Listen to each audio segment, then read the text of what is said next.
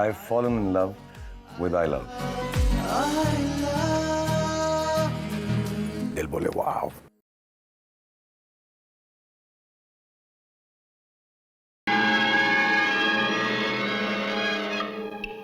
भगवान ने इंसान बनाया, इंसान ने कानून.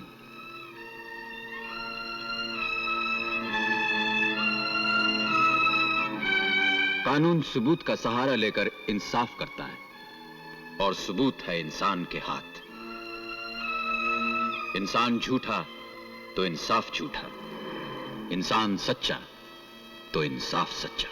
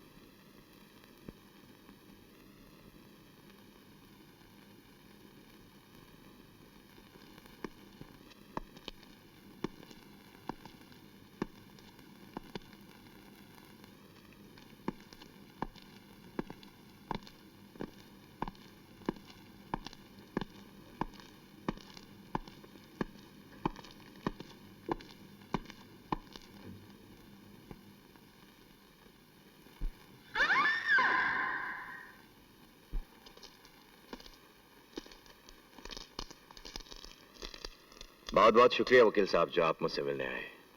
बोलो क्या बात है? सिर्फ आपकी गवाही मुझे सजा दिला सकती है, बाकी की कहानी मैंने बदल दी है। मैं समझा नहीं। वो लड़की मेरा पर्स चुरा कर भागी, मैंने उसका पीछा किया, उसे पकड़ लिया, हाथ छुड़ाकर वो फिर भागी। सामने से एक टैक्सी आई, वो टकरा गई। टैक्सी ड्राइवर मेरा दोस्त इस कहानी को सच बनाने की गवाही देने के लिए तैयार है। पुलिस को मैं संभाल लूंगा, और वो बेचारी लड़की, वो तो बोलने के काबिल ही नहीं है। बस सिर्फ आप हैं। तुम ये कहना चाहते हो कि विटनेस बॉक्स में खड़ा होकर गीता की कसम खाकर मैं झूठ बोलूं? हर्जी क्या है वकील साहब, आपके सच बोलने से मेरे जिंदगी के कुछ साल बर्बाद हो जाएंगे, और फिर असली सच तो आप भी नहीं जानते। उस लड़की के किस्मत में जो कुछ लिखा था, बस वही हुआ। बड़े अफसोस की बात है कि तुम एक इंसान को इंसान नहीं समझते।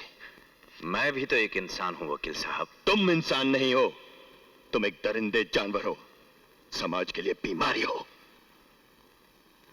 सोच लो वकील साहब, कहीं ये बीमारी समाज की बजाय आपको न लग जाए। तुम मुझे धमकी दे रहे हो? जी नहीं, पटाने की कोशिश कर रहा हूं। माना कि तुम बहुत बहादुर हो, डरोगे नहीं। रकम कितनी लोगे?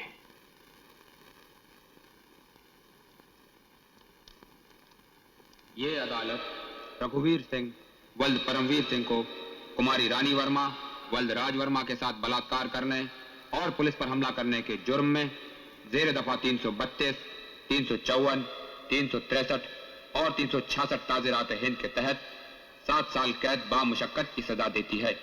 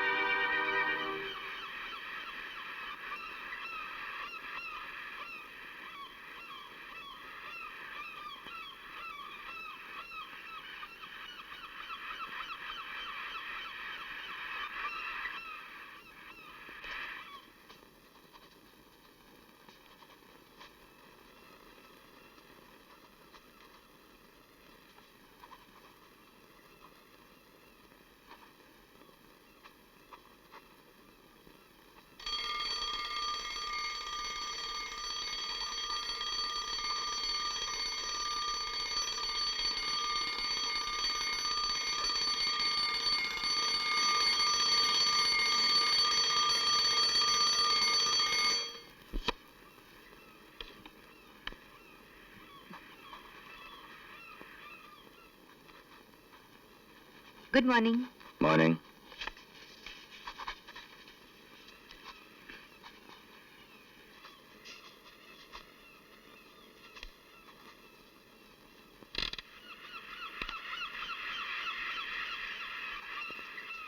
मैंने कहा गुड मॉर्निंग। जानते हो आज क्या तारीख है? घर में अखबार आता है, कैलेंडर्स भी बहुत हैं। मैं केस में बहुत बिजी हूँ।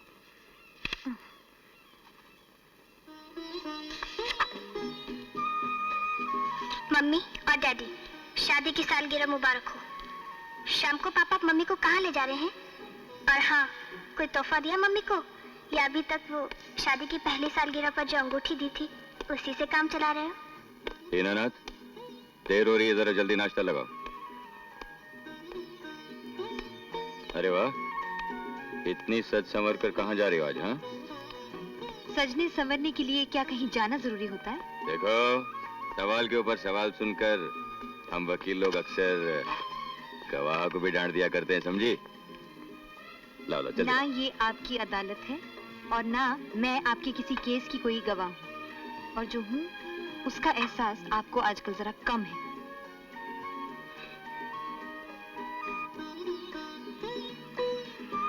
शाम को जल्दी आ रहे हो ना? क्यों? ये क्या सवाल पे सवाल नहीं हुआ? हाँ, सवाल पर सवाल तो है, लेकिन डार्लिंग तुम मेरी बीवी हो, तुम्हें तो हुक्म चलाने का हक है, तो फिर पूछती क्यों? ठीक है, शाम को जल्दी आ जाना। अच्छा, कोशिश करूंगा।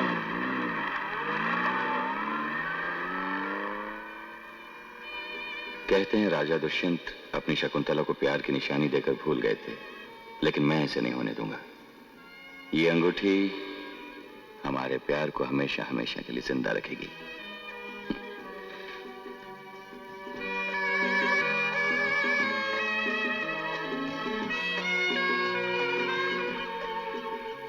प्यार की निशानी। आपके बेटे प्रेमो को इनके फैक्ट्री के मालिक ने भाड़े के गुंडों से पिटवाया था। हाँ जी। और फिर डॉक्टर कमल के नर्सिंग होम में ले जाकर इनका इलाज करवाया था, लेकिन रजिस्टर में इनका नाम नहीं था, ताकि इन्हें फैक्ट्री में आग लगाने के जुर्म में फंसाया जा सके। यही मेरे बुढ़ापे का सहारा है वकील साहब। ये कमाता है तो 2 रोटी खाने मिल जाती है। मैं सजा से बहुत डरता हूँ वकील साहब, क्योंकि मैंने कुछ नहीं किया। अरे हटो रास्ते से। मैं बेकसूर हूँ। मैं अंदर आ सकता हूँ? तुम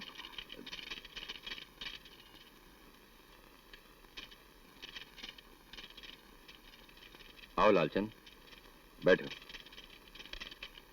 जब मैंने आपसे टेलीफोन पर अपॉइंटमेंट ली थी, तब आपने ये नहीं कहा था कि ये मोहतरमा भी यहाँ रहेंगी। देखो लालचंद, जस्ट अ मिनट। अगर तुम्हारे बजाय तुम्हारा वकील आता तो मैं उससे अकेले में बात करता, लेकिन क्योंकि चंपा ने तुम्हारे खिलाफ ये केस किया है, तो इस सिलसिले में मैं तुमसे अकेले में बात नहीं कर सकता। ये हमारे पेशे का उसूल है।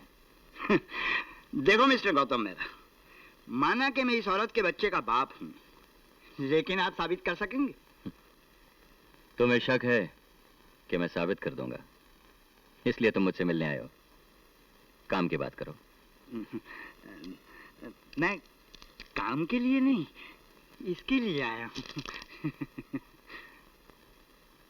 लालचंद, कानून के हिसाब से तुम क्या कर रहे हो तुम खुद नहीं जानते। मैं तुम्हारे भले के लिए कह रहा हूं, तुम यहां से चले जाओ। हाँ भाई, इसके वकील हो ना, मेरे भले की कैसे सोच सकते हो? मैं सोच नहीं रहा हूं, कह रहा हूं। यहां से चले जाओ। चला जाऊं? हाँ, चले जाओ। सुनो, ये रुपए लेते जाओ। जब केस हार जाओगे तो बच्चे की परवरिश के लिए काम आएंगे।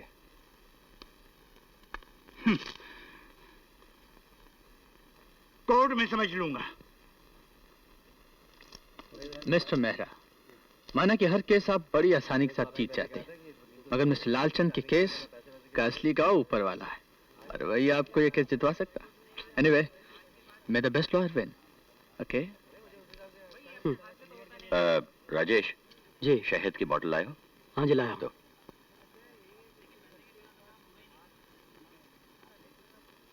मिस्टर अमर सिंह, मिस्टर अमर सिंह, हाँ जी साहब। ढंग से खड़े होइए आप। आप इस औरत को जानते हैं? हाँ, 3 साल पहले की बात है वकील साहब। अच्छा। हाँ, हम झूठ मूठ बहाने बनाकर हमारी बीवी सेवा अच्छा। सवराज से मुंबई में आया करता था, सिर्फ इस औरत के साथ लीला लहर करने के लिए। ये लीला लहर? रात बिताने के लिए। अच्छा। हाँ, क्यों, कैसी आप भाई जी? मिस्टर अमर सिंह, हाँ जी। ढंग से खड़े रहिए। हाँ जी। आप इस औरत के साथ रात कैसे गुजारते थे? मेरा मतलब है कि रुपया पैसा देकर या दोस्ती के नाते? बापू की सौगंध वकील साहब। बापू? हाँ, बापू की सौगंध मतलब वो बापू नहीं है तो मेरे बापू की आदत है मेरे को। हाँ जी, हाँ जी। बापू की सौगंध वकील साहब, भाईबंदी तो इस दुनिया में सिर्फ नाम की खातिर है। अच्छा, हाँ, बाकी तो हर चीज में फदिये की जरूरत पड़ती है। ये फदिया? फदिया मतलब पैसा। पैसा? अच्छा, पैसा। हाँ, आप भी तो अपने ग्राहक से पैसा लेकर ही मुझसे सवाल पूछते हैं ना। Order order. Your witness please. हाँ हाँ। No question your honour. हाँ तो मिस्टर मिश्रा, आप इस औरत को जानते? विद्वान वकील साहब, पकड़ूलाल मिश्रा के साथ जो नारी एक दफे सत्संग कर ले उसको हम अच्छी तरह पहचाने थे। कहो तो के बदन पर का निशानी है बताई का? Your witness please. No question your honour. Champa Bai, तुम्हारा ये दावा है कि तुम्हारा बच्चा मेरे मुवक्किल मिस्टर लालचंद जी का है? जी हाँ। चंपा बाई, तुम्हारे पास इसका कोई सबूत है? जी नहीं। That's it, Your Honor। ये बात साबित करने के लिए कि ये औरत धंधा करने वाली एक पेशावर तवाइफ है, मैं और भी बहुत से गवाह पेश कर सकता हूं, मगर अदालत का कीमती वक्त बर्बाद करने से क्या फायदा। मैं तो एक ही बात जानता हूं योर ऑनर, कि मेरा मुवक्किल मिस्टर लालचंद एक बाउसूल, एक इज्जतदार और एक रईस शहरी, और उसे ब्लैकमेल करने के लिए इस औरत ने सफेद झूठ बोलकर उसे अपने बच्चे का बाप साबित करने की कोशिश की। लेकिन योर ऑनर, किसी बात को साबित करने के लिए सबूत की जरूरत होती है, एविडेंस। और मिस चंपा बाई के पास कोई भी सबूत नहीं है जिससे कि यह साबित हो कि मेरा मुवक्किल मिस्टर लालचंद उस बच्चे का बाप है। That's all your honour. मैं जो कहूंगा सच कहूंगा और सच के सिवा कुछ नहीं कहूंगा। लालचंद जी, ये समाज सेवा और समाज सुधार आपका पेशा है या शौक? दोनों ही। क्या ये सच है कि आज से 3 साल पहले आपने इस औरत से जिस्म बेचने का धंधा छुड़वाया था? जी हाँ। ये नेक काम आपने कैसे किया? जी क्या मतलब? मेरा मतलब ये कि घर पर बैठकर तपस्या करने से तो ये काम नहीं हुआ होगा। आप मिले होंगे, कुछ वक्त गुजारा होगा। जी हाँ, 3 महीने लगातार मैं रात दिन इस औरत के साथ रहता था। दिन रात? मेरा मतलब है सुबह से शाम तक। अच्छा अच्छा। वैसे आप उनके साथ जहाँ वक्त गुजारते थे कौन सी जगह थी? मेरा मतलब है कोई खुली जगह थी या मकान? जी कमरे में। कमरे में? हाँ। तो कमरे में कौन कौन होता था? हम दोनों होते थे। और कौन होता? सिर्फ आप दोनों? जी। और फिर आप रातें कहाँ गुजारते थे? रातें मैं अपने घर में गुजारता था। किसके साथ? अपनी बीवी के साथ। हो, तो आप शादीशुदा भी हैं? जी हाँ, 2 बच्चे भी हैं मेरे। क्या सबूत है कि बच्चे आपके हैं? I object, Your Honor। You cannot object, sir। आपने मेरे क्लाइंट से पूछा था कि क्या सबूत है उसके पास वो बच्चा लालचंद का है। मैं लालचंद से पूछता हूँ, क्या सबूत है तुम्हारे पास कि वो 2 बच्चे तुम्हारे हैं? मेरे सवाल का जवाब दो लालचंद। बड़ा वाहियात सवाल है। सबूत यही है कि मेरी बीवी कहती है कि बच्चे मेरे हैं। ये तो चंपा भी कहती है कि ये बच्चा तुम्हारा है। चंपा झूठ बोलती है। तुम्हारी बीवी सच बोलती है, इसका क्या सबूत है तुम्हारे पास? योर ऑनर, दुनिया में कुछ सच ऐसे होते हैं जिन्हें जाना जा सकता है, महसूस किया जा सकता है, लेकिन साबित करना बहुत मुश्किल है। ये इंसान चंपा के बच्चे का बाप है, ये चंपा जानती है, मैं महसूस नहीं। नहीं योर ऑनर, मैं जानता हूं, इसका सबूत है मेरे पास, मैं सच्चाई को साबित कर सकता हूं।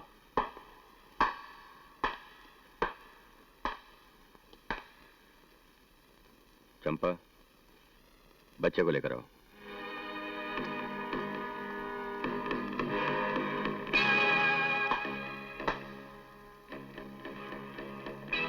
मैं आप लोगों से दरख्वास्त करूंगा कि आप लोग लालचंद जी को जरा गौर से देखिएगा।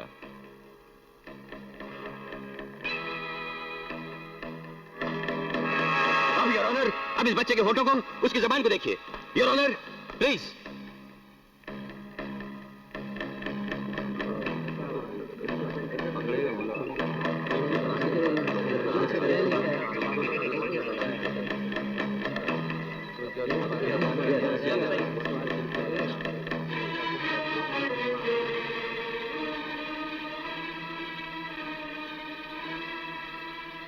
मैं मानता हूँ योर ऑनर, बच्चा मेरा है।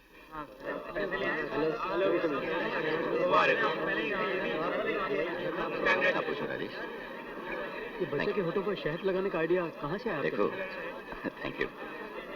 तुम ये नहीं जानना चाहते, थैंक यू, कि आइडिया कहाँ से आया। तुम ये जानना चाहते हो कि बच्चे के होठों पर शहद लगाना कानूनी तौर पर सही था। Yes sir, thank you for reading my mind. Thank you. देखो, कानून सच्चाई के लिए सबूत पर ध्यान देता है, सबूत की सच्चाई पर नहीं। Thank you very much. और फिर हमने क्या किया, झूठ का सहारा लेकर सच को सच साबित किया। और तुम्हें याद है, लालचंद ने खुद कबूल किया था ऑफिस में कि बच्चा उसका है। हाँ। है ना? Bye bye. Okay bye.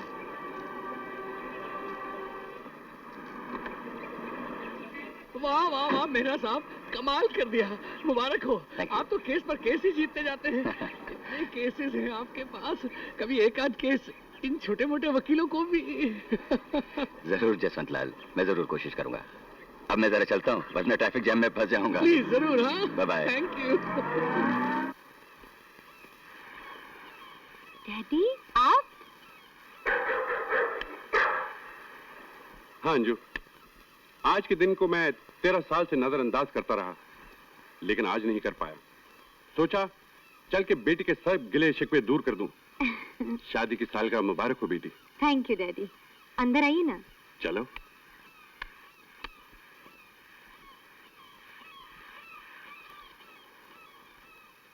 Daddy बैठिए ना। नहीं, आज जल्दी में हूँ अंजू। वैसे मैं देख रहा हूँ कि हमारे दामाद आज शादी की सालगिरह पे अदालत की खाक छान रहे हैं। नहीं, उनको कुछ जरूरी काम था इसलिए। अच्छा देखो, मैंने अपनी जिद तोड़ दी, मैं यहाँ पे आया हूँ, तो आज रात का खाना मेरे साथ खाना होगा। नहीं, आज तो उनके साथ कहीं डिनर। अच्छा, तो कल से ही? नहीं, कल से लेकर 7 दिन तो रक्षा के हैं, और वो पंचकनी में। तो ठीक है, ठीक 8वें दिन मैं तुम्हारा इंतजार रात को खाने पे करूंगा। डैडी इतनी जल्दी में क्यों है? चाय तो पीते जाइए। नहीं बेटी, तुम तो फैक्ट्री की प्रॉब्लम्स को जानती हो, और आज तनख्वाह का दिन भी है। अगर वक्त पर नहीं पहुंचा तो वर्कर झंडे उठा के खड़े हो जाएंगे। और वैसे भी अगर तुमने मेरी मर्जी से शादी की होती तो आज ये सारा कामकाज मेरा दामाद संभालता।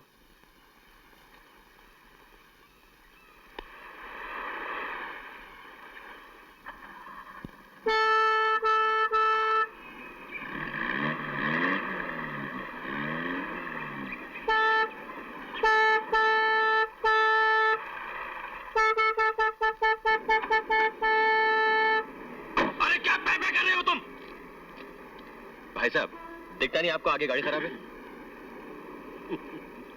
सावन साहब, आप सच कहा है किसी ने, जिसे हम पागलपन कहते हैं, वो हरकत या तो कोई बहुत ही अक्लमंद करता है या कोई बेवकूफ कर सकता है। अगर हॉर्न सुन के तुम यहाँ नहीं आते तो मैं आगे चल के तुम्हारी गाड़ी ठोक देता। आप मेरी गाड़ी ठोक देते? किस लिए भाई? भाई, आज रात को मैं तुम्हारे घर पे तुम्हें मुबारकबाद देने नहीं आ सकूंगा। मुबारकबाद? इसलिए, अरे तुम्हारी शादी की सालगिरह है ना, ये लो। ओह गॉड, मर गए आज सुबह। इसलिए आज यही मुबारकबाद दे देता। अरे सुनो, अरे शुक्रिया दोस्त, मुबारकबाद का नहीं बल्कि याद दिलाने का।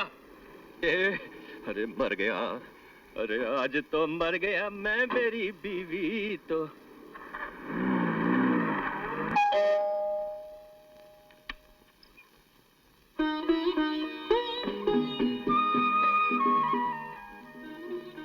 तुम्हें याद ही नहीं कि आज हमारी शादी की सालगिरह है?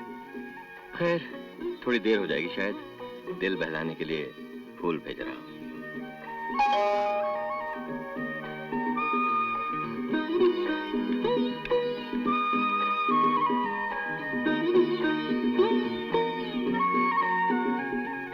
देर शायद ज्यादा हो जाए, फूल सामने होंगे तो समय जल्दी कट जाएगा।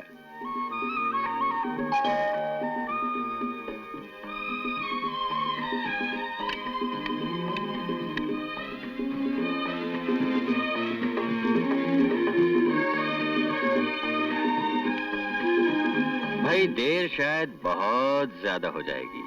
फूलों की महक गुस्से पर काबू रखने में मदद करेगी।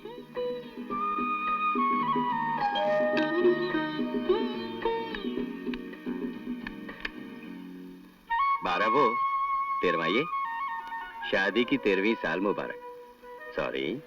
जानती हूँ मजाक अच्छा कर लेते हो, लेकिन इस बार मैं नहीं हंसूंगी।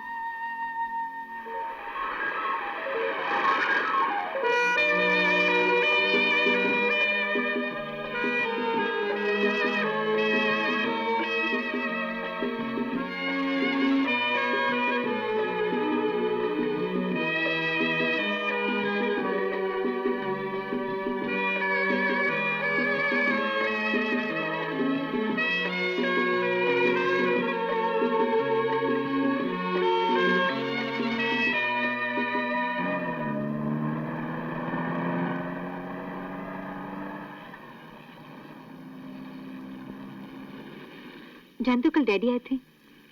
अच्छा, किस खुशी में भाई? हमें मुबारकबाद देने। वो भी आज अब 13 साल के बाद। हाँ, कह रहे थे उन्होंने अपनी जिद तोड़ दी।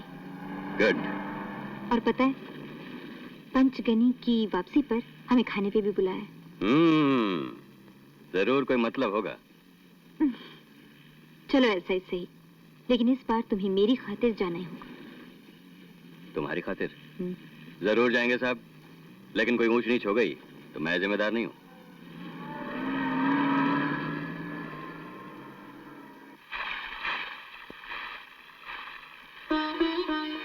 Hello mummy. हेलो बेटे, how are you? Fine thank you mummy.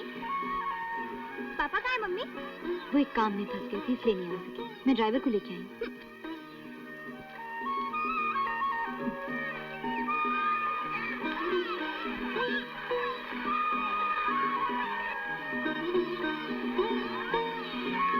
Mummy, आप तो खुद कार चला लेती है, फिर ये ड्राइवर क्यों? इतना लंबा सफर था बेटे और मुझे अकेले आने में डर लग रहा था, और फिर ये ड्राइवर मुझे पसंद भी है। लेकिन मुझे बिल्कुल पसंद नहीं है ड्राइवर। क्यों? जो ड्राइवर पापा की जगह आया हो, वो मुझे कैसे पसंद आ सकता है? बम्बई जाकर मैं 7 दिन तक पापा से बात नहीं करूंगी। चलो ड्राइवर। मम्मी, कैसा ड्राइवर है ये, जो आपके कहने पर भी नहीं चलता? नहीं चलेगा, ये ड्राइवर यहाँ से बिल्कुल नहीं चलेगा जब तक छोटी बीवी सामने आकर हमारे दोनों गालों पर एक एक किच्ची नहीं करेगा। बड़ा बदतमीज है ये। एक तो मुझे गुस्सा आ रहा है और ये ड्राइवर किसी मांग रहा है। मम्मी, आप क्यों नहीं गाड़ी चलाती है? अब ये अपनी जगह से हटेगा नहीं तो मैं गाड़ी कैसे चलाऊंगी? बेटा, आप जल्दी से इसको किसी दे दो, नहीं तो ये मुझसे किसी मांगेगा। हाँ, वो तो हमारी तनख्वाह है। पापा, आपका मजाक हमेशा रुलाकर हंसाता है। नहीं बेटे, रुलाने से पहले हंसाता है।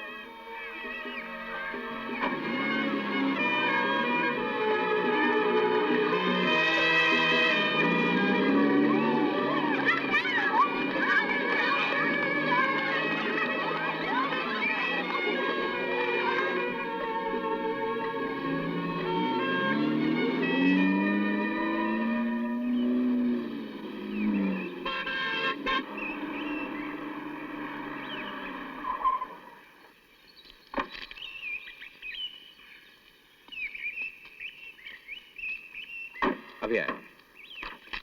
मेरा साहब, बम्बई से राजेश का फोन आया था, कल केस की तारीख है। देखो देखो अंजू, अगर तुम जिद करोगी ना तो मैं नहीं जाऊंगा, और अगर मैं नहीं गया तो किसी बेगुनाह को सजा हो सकती है। तुम्हारा जाना भी तो हम लोगों के लिए सजा ही है, और हमारा कसूर क्या है? ये कि हम साल में 7 दिन मांगते हैं तुमसे, और मेरे लिए तो आए अपनी बेटी के लिए आए। अब समझाओ उसी को। हेलो, हाँ राजेश, मैं गौतम बोल रहा हूँ। देखो मैं कल नहीं आ पाऊंगा। हाँ, कल नहीं आ पाऊंगा। और सुनो, तुम ऐसा करो, अपना वो एडवोकेट जसवंत लाल है ना, उससे कहना कि मेरा केस अटेंड कर ले। हाँ, प्रेमो वाला। हाँ, समझ गया। Okay okay. पापा, आप पहले भी कभी इस लेक पे आए हैं? हाँ बेटे, बहुत पहले आया था।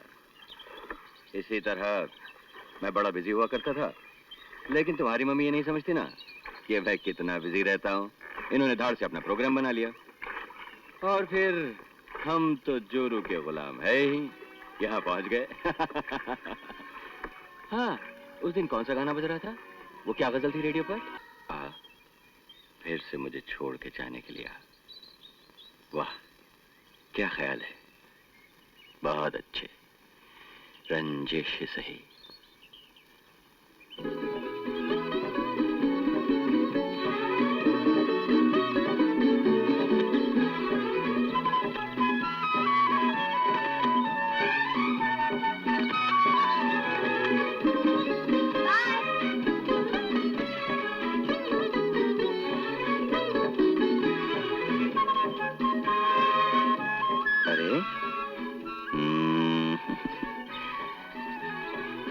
जब रक्षा की शादी हो जाएगी तब क्या करोगे? हैं? चलो।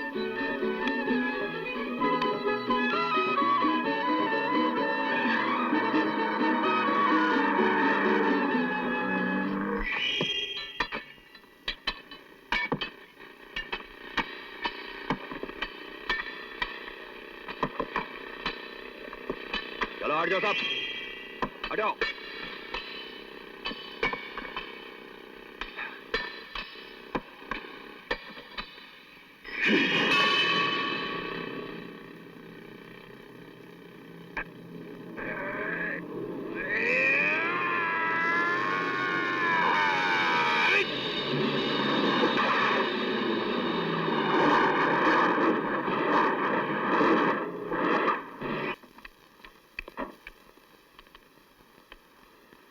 राजेश, क्या बात है?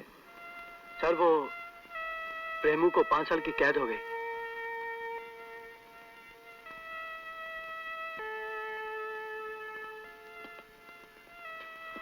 आइए मिस्टर मेहरा। ये रही आपकी फीस। मेरी गैर हाजिरी में मेरे केस की पैरवी करने का बहुत बहुत शुक्रिया। Thank you very much mister Mehra. You see I tried my best. No mister Jaswantlal, you did not. अगर एक बेगुनाह इंसान को अदालत में इंसाफ नहीं मिलेगा तो लोगों का कानून से विश्वास उठ जाएगा। लेकिन आप ये कैसे कह सकते हैं कि आपका क्लाइंट बेगुनाह था? मेरा क्लाइंट हमेशा बेगुनाह होता है। मैं झूठे केस नहीं लेता। अदालत में झूठ को सच साबित करना उतना मुश्किल नहीं होता जितना कि सच को सच साबित करना होता है, और वही तुम नहीं कर सके। आप तो खामखा नाराज हो रहे हैं मिस्टर मेहरा। 5 साल की सजाई तो हुई है, कोई आफत तो नहीं आ गई। लोगों को कितनी ही सजाएं होती रहती हैं। अरे आप क्या समझेंगे मिस्टर जसवंतलाल, एक 19 साल का मासूम बेगुनाह लड़का जिसे सजा के नाम से डर हो, खौफ हो, दहशत हो, अगर उसे जेल में डाल दिया जाए तो वो एक फर्स्ट क्लास क्रिमिनल बनकर बाहर निकलेगा, जो पुलिस का दुश्मन होगा, समाज का दुश्मन होगा, कानून का दुश्मन होगा।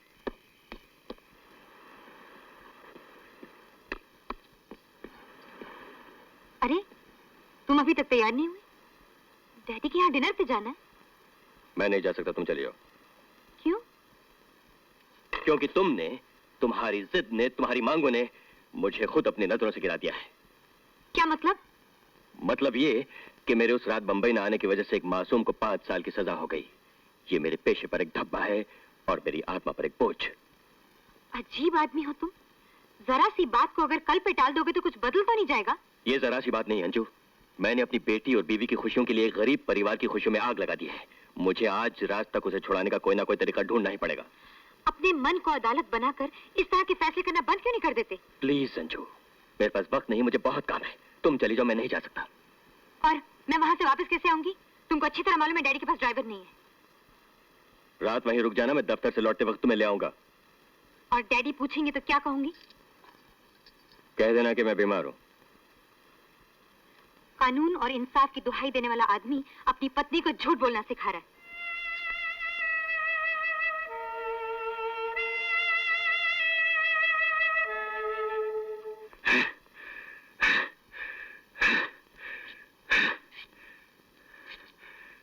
काम हो गया चाचा?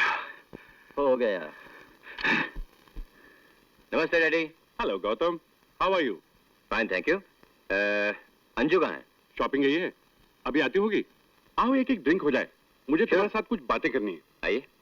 मेरी फैक्ट्री में एक मजदूर है जिसे मैंने कुछ दिनों में निकाल दिया था। वो मेरे खिलाफ कोर्ट में केस करने चला है। मैं चाहता हूं कि तुम इस केस में मुझे रिप्रेजेंट करो। डैडी, क्या वो मजदूर जो मांग रहा है वो जायज है?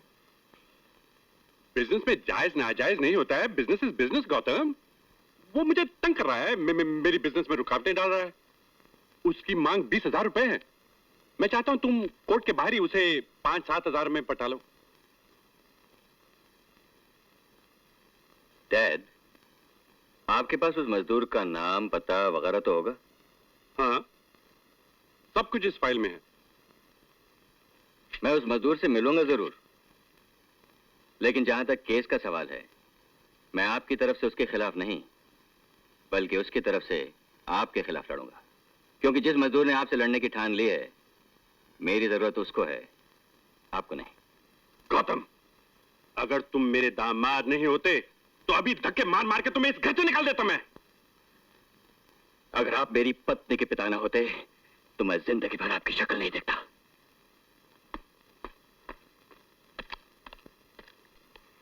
मैं सिर्फ इतना जानती हूँ कि तुमने कहा था तुम मुझे यहाँ से ले जाओगे।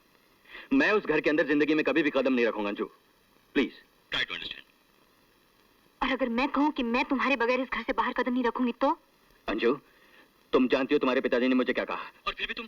गौतम, मैं ये तो नहीं कह रही ना कि तुमने डैडी से क्या कहा। मैं सिर्फ इतना कह रही हूँ कि मैं तुम्हारा इंतजार कर रही हूँ। अंजू जिद मत।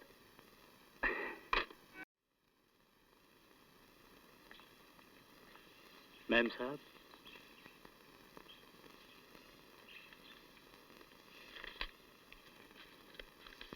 मैं 6:30 बजे तक रक्षा को घर लेकर आ जाऊंगा। अपने पति की खातिर ना सही, अपने घर की खातिर ना सही, अपनी बेटी की खातिर तो चले आओ। साहब से कुछ कहना है? नहीं।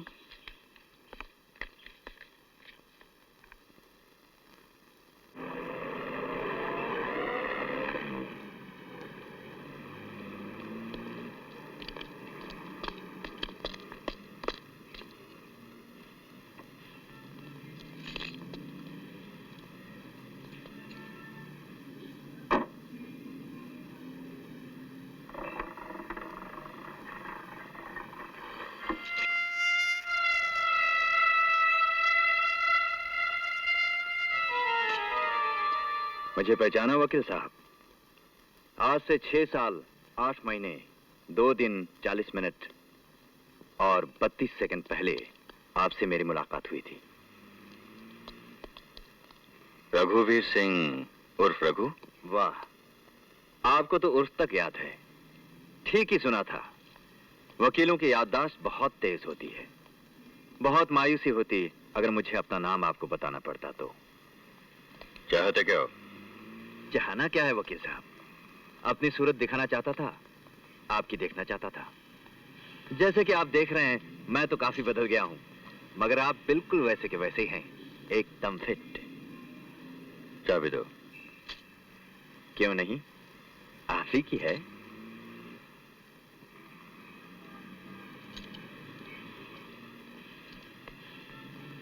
कहीं ऐसा तो नहीं कि तुम अब भी अपनी सजा के जिम्मेदार मुझे ही समझ रहे हो? इसमें शक की क्या बात है? यही तो मैं आपको याद दिलाने आया हूं। मुझ पर लगे हुए इल्जाम को जुर्म साबित करने वाली गवाही आप ही ने दी थी। मैं बिल्कुल नहीं भूला हूं वकील साहब। कहीं ये धमकी तो नहीं? छी छी छी, कानून जानते हुए भी आप ऐसी बात कर रहे हैं। किसी को कोई चीज याद दिलाना कानून की निगाहों में धमकी तो नहीं होता। वाह वाह वाह वाह, ये दुनिया आज भी उतनी रंगीन है जितनी मैं छोड़ गया था। अपनी बीवी और बच्चे को प्यार देना ना भूलना वकील साहब।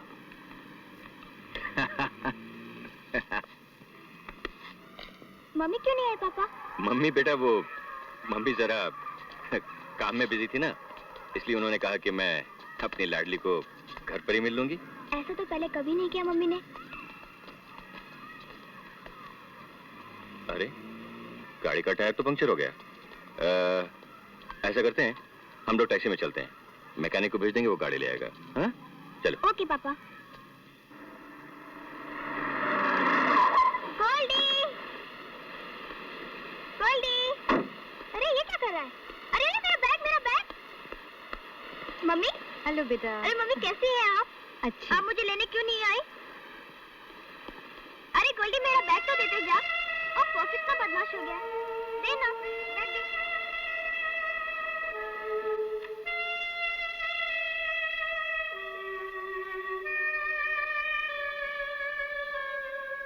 कहाँ जा रही हो? आज से मैं अलग सोऊंगी। क्यों? इसलिए कि तुमने मुझे अपनी चाहत के बिना पर नहीं, बल्कि रक्षा के लिए यहाँ बुलाया है। जब तुम अपना अभिमान नहीं तोड़ सकते, तो मैं अपना स्वाभिमान क्यों तोड़ूं? वैसे भी अब बचा ही क्या है जिसके तहत तुम मुझे या मैं तुम्हें अपना कह सकूं। आज अगर रक्षा न होती तो मैं यहाँ कभी नहीं आती। तो मैं किसका शुक्रिया अदा करूं, तुम्हारा या रक्षा का?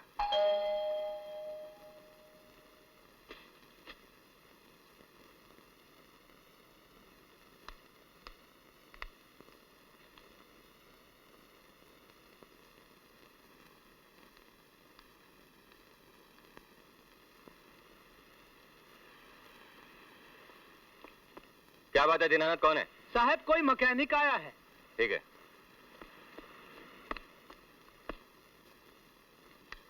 हाँ डिसूजा, गाड़ी ठीक हो गई? साहब मैं गाड़ी लेकर आया हूँ। पंचर तो नहीं था, लेकिन किसी ने टायर की हवा निकाल दी थी। पंक्चर नहीं था? जी। किसी ने गाड़ी की हवा निकाल दी?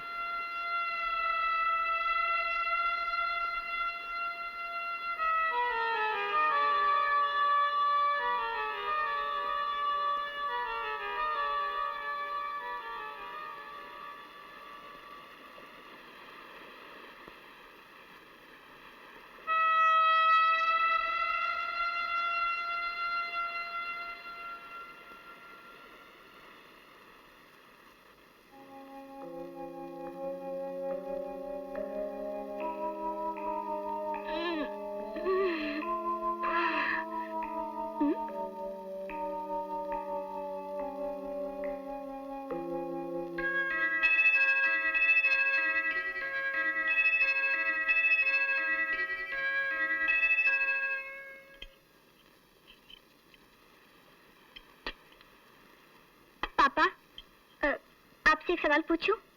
क्या आप उसका सही जवाब देंगे? हाँ। मम्मी, एक सवाल मैं आपसे पूछूंगी, क्या आप उसका जवाब देंगी? हाँ, अगर सवाल जवाब देने लायक होगा तो जरूर दूंगी। तो ठीक है, आप दोनों अपनी रक्षा बेटी के सर पर हाथ रखकर कसम खाइए कि आप जो कहेंगे सच कहेंगे और सच के सिवा कुछ नहीं कहेंगे। चलो हम खाते हैं। आप मम्मी? पहला सवाल आपसे पापा। पहले जब मुझे आपका लेटर मिलता था तो एक ही लिफाफे में आपकी और मम्मी की चिट्ठियां हुआ करती थी, मगर 4 महीने से मुझे आप दोनों की चिट्ठियां अलग अलग मिलने लगी। दूसरा सवाल मैं आपसे पूछती हूँ मम्मी, क्या आप बता सकती हैं पहले तो आप दोनों अलग अलग नहीं बैठते थे, लेकिन अब ये दूरी क्यों? आप दोनों चुप क्यों हैं? जवाब क्यों नहीं देते? बेटे वो क्या है कि हम आपके सवाल का जवाब जरूर देंगे, लेकिन आप पहले ये बताओ कि आपके मन में सवाल आया कैसे? पापा, मेरी एक क्लासमेट है पिंकी, वो मेरी बहुत अच्छी फ्रेंड भी है। उसके मम्मी डैडी उससे मिलने के लिए आते थे, लेकिन अलग अलग, क्योंकि वो रहते ही अलग अलग थे। और मम्मी पापा, मुझे अलग अलग कुछ भी पसंद नहीं, कुछ भी पसंद नहीं।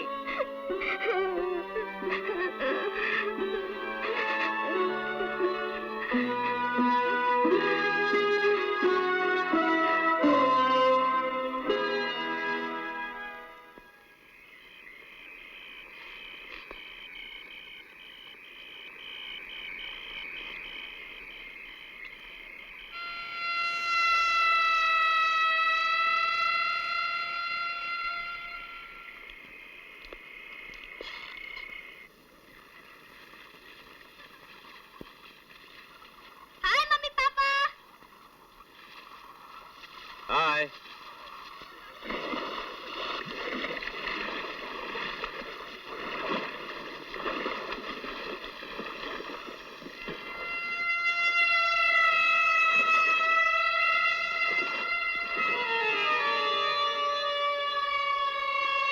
हेलो बेटे, एंजॉयिंग?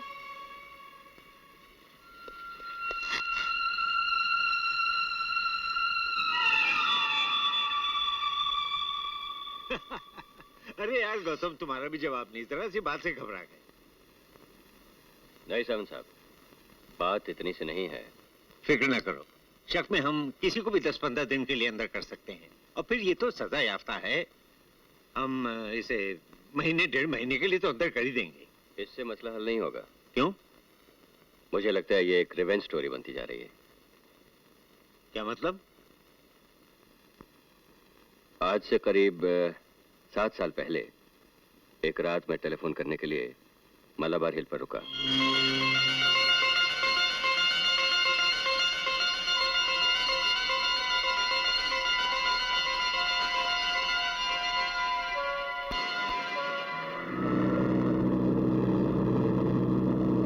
तीन महीने अस्पताल में रहने के बाद आज 7 साल से पागलखाने में है। ओह, ऐसे ही। और अब वो जेल से रिहा होकर तुमसे बदला लेना चाहता है। वेल, उसकी हरकतों से तो कुछ ऐसा ही लगता है। उसने कोई ऐसी हरकत की है जिस पे हम कोई एक्शन ले सकें? नहीं। तब तो हम शक में उसे गिरफ्तार तो कर सकते हैं, लेकिन कब तक?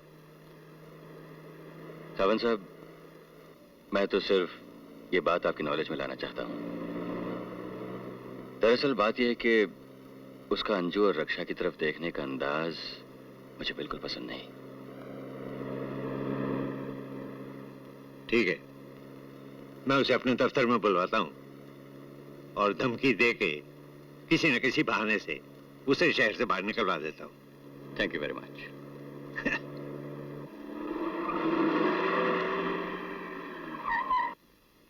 आजकल अपनी जिंदगी में 3-3 का ही आंकड़ा है चाचा। खेल में भी 3 पत्ते और जिंदगी में भी 3। ये जिंदगी में 3 क्या रघु? एक भावरा है, एक फूल है और एक कली है, एक और ब्लाइंड। तो इस बाजी में फैसला हो ही जाएगा। अगर तुम जीते तो तुम्हारी मुरादें पूरी होंगी, और अगर हम जीते तो खैर एक चाल मेरी। रघु, पत्तों से तकदीरें बदलती हैं। ऐसा क्या चाचा? तो फिर 25 से शो कर दे।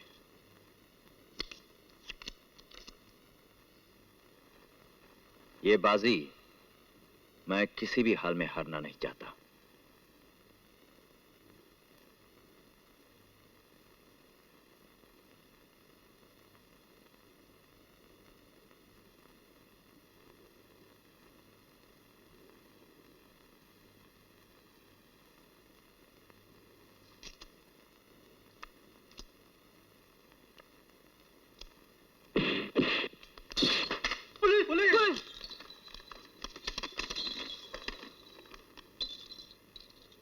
तुम्हारा नाम रघुवीर सिंह है?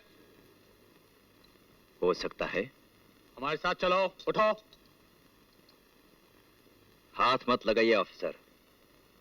ये कार्ड आपको किसी अमन पसंद शहरी को हाथ लगाने का हक नहीं देता। हम खुद ही आपके साथ चलेंगे।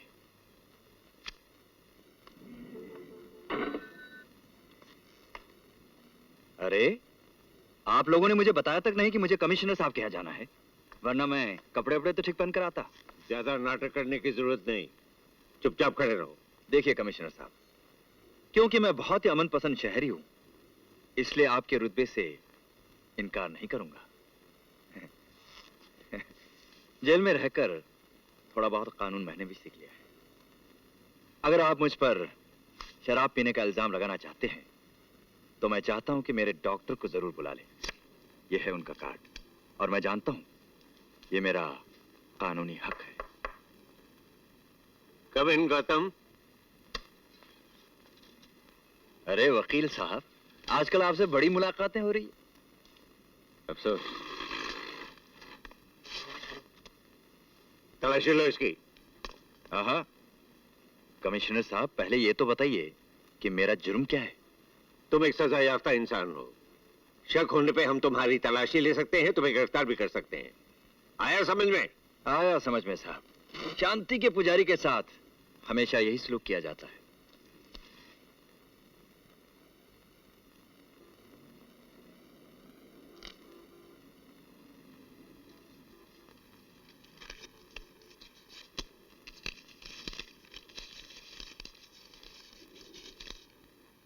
सिर्फ 150 रुपए? इतने बड़े शहर में इतने कम रुपयों से तुम कैसे गुजारा कर सकते हो? क्या ऐसा भी कोई कानून है कि बगैर पैसे के इंसान इस शहर में नहीं रह सकता? नहीं, लेकिन एक सजा याफ्ता इंसान के बारे में हम ये सोच सकते हैं कि अगर उसके पास गुजारे के लायक पैसे नहीं हैं तो वो चोरी कर सकता है, डाका डाल सकता है, पैसों के लिए कोई भी जुर्म कर सकता है। ये भी सही बात है, मगर मैं आपको ऐसा नहीं सोचने दूंगा। पर्स के अंदरूनी जेब में एक स्लिप है, उसे जरा गौर से देखिए।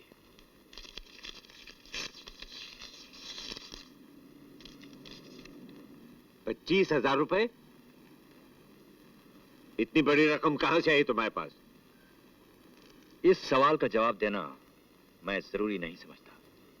क्यों वकील साहब, आपकी क्या राय है? कानूनी तौर पर इसका जवाब मुझे देना चाहिए? बता दो तो बेहतर है। जैसा कि मैंने कहा, मैं अमन पसंद शहरी हूं, इसलिए लड़ाई झगड़ा दंगा फसाद मुझे बिल्कुल अच्छे नहीं लगते। 6 दिन पहले कमिश्नर साहब, मैंने अलीबाग में अपनी जमीन और घर बेचा। ये रकम वहीं से आई है। अगर आपको यकीन ना हो तो अलीबाग के रजिस्ट्रार से टेलीफोन करके पूछ लीजिए। और ये ताश के पत्ते, ये क्यों जेब में लेके फिरते हो? ये भी कोई जुर्म नहीं है कमिश्नर साहब, फिर भी मैं आपके सवाल का जवाब दे देता हूं। एक बादशाह है, एक बेगम है और एक दुक्की है। बादशाह की शक्ल मैं सुबह उठते ही देखता हूं और बेगम की शक्ल रात को सोने से पहले देखता हूं, और दुक्की सपनों के लिए। अगर तुमने मेरी बीवी और बच्ची पर बुरी नजर डाली तो मुझसे बुरा कोई नहीं होगा। ऐसा नहीं करते, हटो। याद रखना। कमिश्नर साहब, अगर यही बर्ताव मैं आपके ऑफिस में करता तो आप क्या करते हैं? कानूनी तौर पे तो हम कुछ नहीं कर सकते, वो बहुत चालाक है, उसमें हाथ रखना बहुत मुश्किल है। कुछ ना कुछ तो करना पड़ेगा सावंत साहब, वरना मुझे एक रिवॉल्वर लेकर 24 घंटे घर पर ही बैठे रहना पड़ेगा। इतना परेशान ना होगा तो मैंने अपने आदमियों से कह दिया है कि तुम्हारे घर की निगरानी रखें और उसे थोड़ा परेशान करें। हो सकता है वो अपने आप शहर छोड़ के चला जाए। नहीं, मुझे नहीं लगता कि वो शहर छोड़कर चला जाएगा। वैसे तुम्हारे घर में कुत्ता तो है ना? है तो सही, लेकिन उसके होने ना होने से कोई फर्क नहीं पड़ता सावंत साहब, वो निगरानी के काबिल नहीं।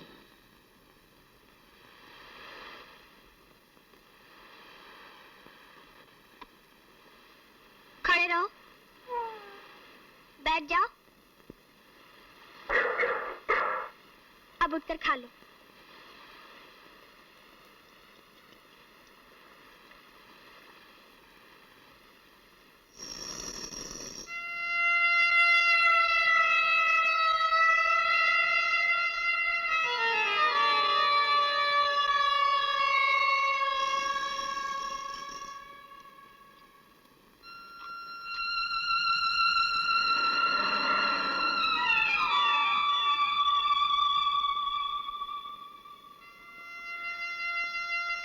दीनानाथ, दीनानाथ,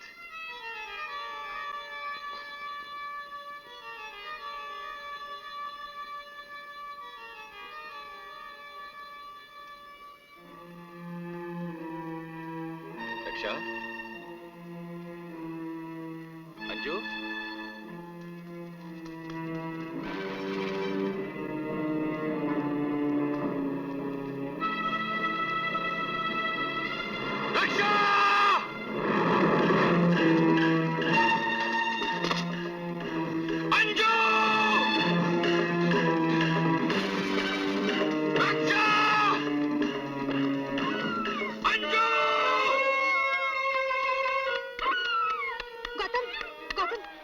क्या हो गया? बहुत तकलीफ में है, जल्दी कुछ करो ना। ठीक है, मैं भी गाड़ी लेकर आता हूँ।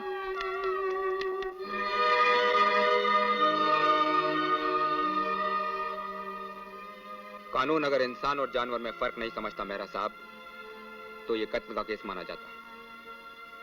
अभी इसके पेट में इतना जहर है कि 10 इंसानों को मारा जा सकता है।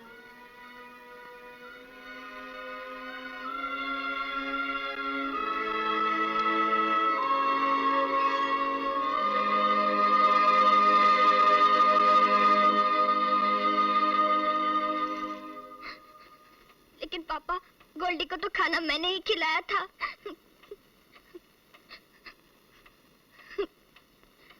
मैं तुम लोगों को डराना नहीं चाहता, लेकिन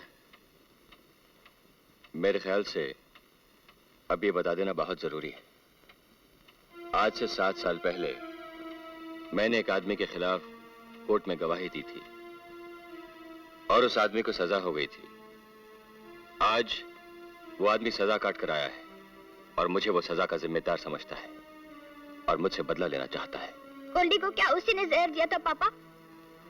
हो सकता है, लेकिन हमारे पास कोई सबूत नहीं है। मैं रक्षा को लेके कुछ दिन के लिए डैडी के यहाँ चली जाती हूँ। नहीं अंजू। क्यों? क्योंकि मैं उस इंसान को किसी भी हालत में ये जाहिर नहीं होने देना चाहता कि हम उससे डरते हैं। तो फिर? डरो मत अंजू, कानून में बड़ी ताकत है। हम कोशिश ये करेंगे कि कानूनी तौर से उसे परेशान करें, लेकिन रक्षा को कहीं अकेले मत जाने देना। बेटे, तुम जहां भी जाओगी मम्मी के साथ जाओगी, समझी? जी पापा।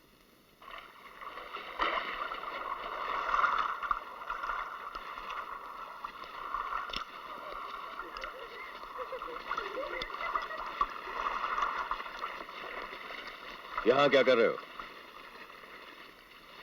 चने चबा रहा हूँ वकील साहब। कहीं और जाकर चबाओ।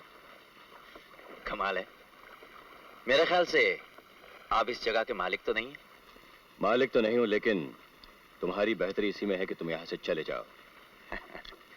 ये आपकी बदकिस्मती है वकील साहब कि आप मुझे अपना दुश्मन भी नहीं कह सकते। मेरी निगाहों पर आपका कोई जोर नहीं, मेरी मौजूदगी पर आपका कोई जोर नहीं, और मेरी जुबान पर भी आपका कोई जोर नहीं। वैसे आपकी बेटी आपकी बीवी से ज्यादा अच्छी है।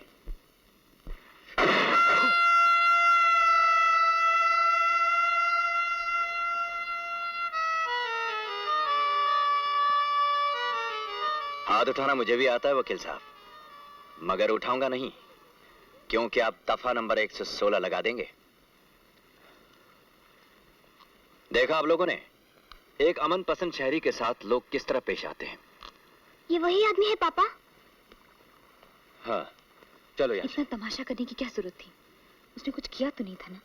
किया नहीं तो कुछ करने के लिए तो हमारा पीछा करता रहता है। ये तुम कैसे कह सकते हो कि हमारा ही पीछा करते हुए यहाँ आया? हो सकता है हमसे पहले यहाँ आया हो। तुम मेरी तरफ ही हो उसकी तरफ? चलो रक्षा।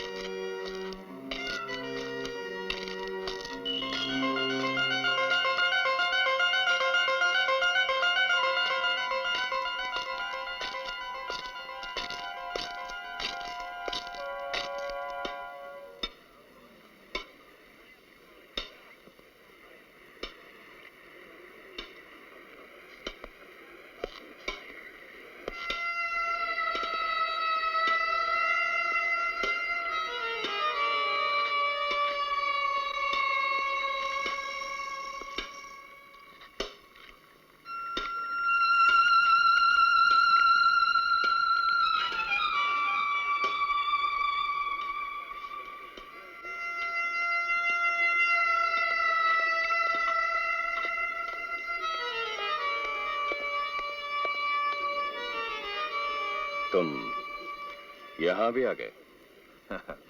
पीछा करते हुए अगर आप मुझे पकड़ लें तो शायद कोई इल्जाम लग सकता है।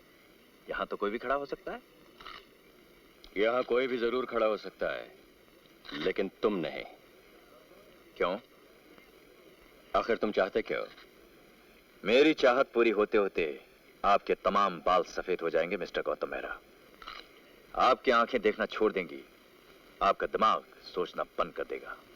मेरा हर कदम आपकी बर्बादी की तरफ उठेगा और आप कुछ नहीं कर सकेंगे। एक वक्त ऐसा आएगा वकील साहब कि आप जेल की सलाखों के पीछे होंगे और मेरी नजर आपकी बीवी और बच्ची पर होंगी। उस वक्त मैं देखना चाहूंगा कि आपका कानून क्या करेगा। कानून को जो कुछ भी करना है वो उस वक्त नहीं, अब करेगा, इसी वक्त करेगा।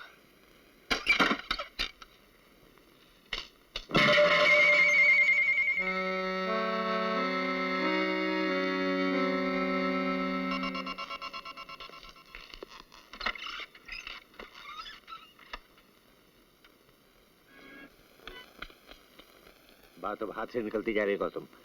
किसी वकील ने उसे जमानत पे रिहा करवा लिया। कमाल है, अंजू और रक्षा की जान और इज्जत खतरे में और हम कुछ नहीं कर सकते।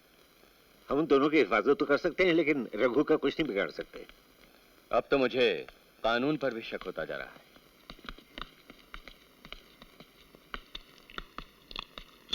Come here, gentlemen. Good morning. Good morning.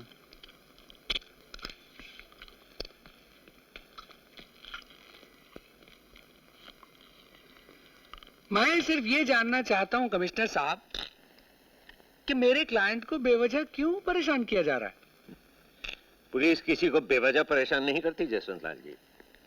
वाह, बिना वारंट के मेरे क्लाइंट के घर का ताला तोड़कर उसकी तलाशी ली गई, जबरदस्ती पकड़कर यहाँ बुला लिया गया, दो बार सिर्फ शक में उसे अंदर बंद कर दिया गया, उसके घर की बराबर निगरानी हो रही है, पुलिस उसका लगातार पीछा कर रही है। क्यों कमिश्नर साहब, आखिर क्यों? सिर्फ इसलिए कि आपके जिगरी दोस्त मेरे क्लाइंट की मौजूदगी से खौफ खाते। आपके क्लाइंट की मौजूदगी नहीं, इसके इरादे खतरनाक है। Is that so?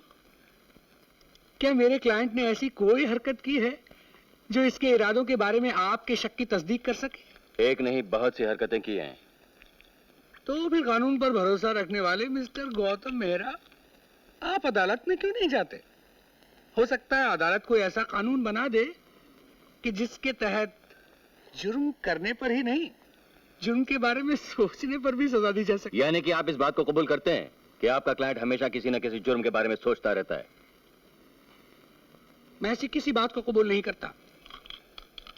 और यहां से जाने से पहले मैं एक वार्निंग दे देना चाहता हूं कमिश्नर साहब कि आइंदा अगर मेरे क्लाइंट को बेवजह परेशान किया गया तो मुझे आप दोनों को कोर्ट में घसीटना पड़ेगा। चलो रघु। वकील साहब, आपसे तो मुलाकातें होती ही रहेंगी। Good day gentleman.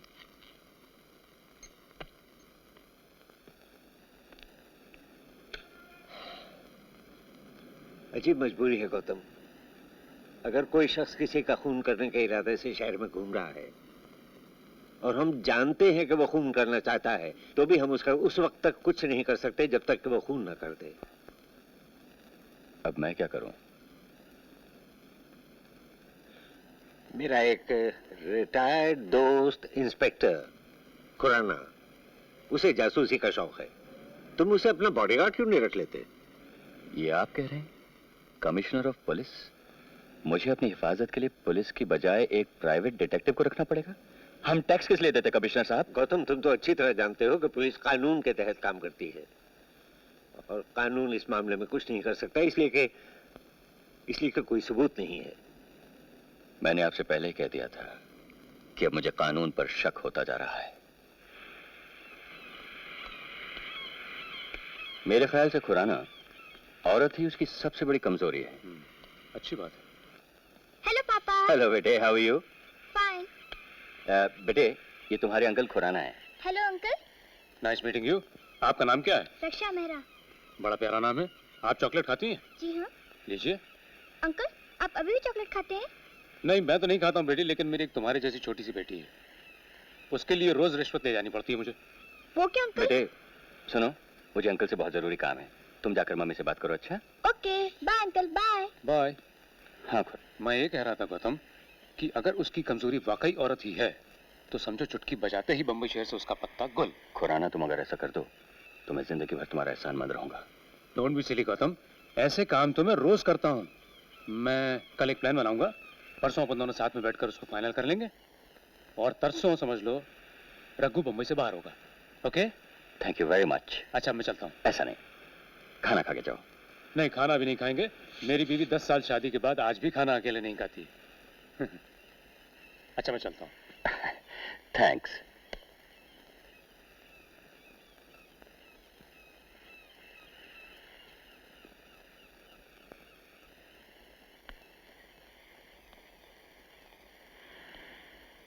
गौतम, इस घर में क्या हो रहा है, क्या किया जा रहा है, मुझे कुछ जानने का हक है कि नहीं?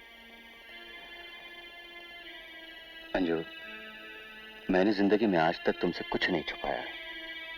अगर कभी कुछ छुपाया है भी तो सिर्फ इसलिए कि तुम्हारे दिल में किसी किस्म का डर न बैठ जाए। इसका मतलब है तुम्हारा कानून, तुम्हारे कानून की ताकत, और तुम उसका कुछ नहीं बिगाड़ सकते ना? जब तक हम एक हैं, हमारा कोई भी कुछ नहीं बिगाड़ सकता अंजू।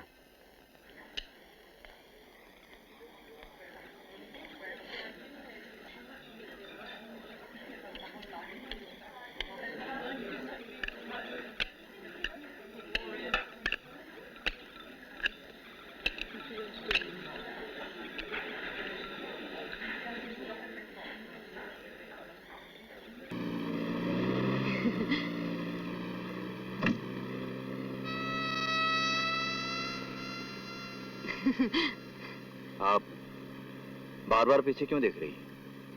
आप बार बार मुझे क्यों देख रहे हैं? आप हैं ही देखने लायक चीज। और भी थोड़ी ही देर में मैं आपको बहुत करीब से देखने वाला हूँ।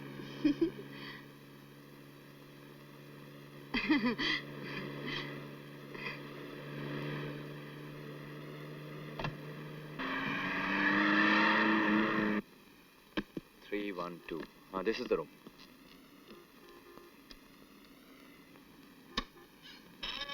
सुनो रजनी, आप अंदर चलिए, मैं अभी आया। जल्दी आना।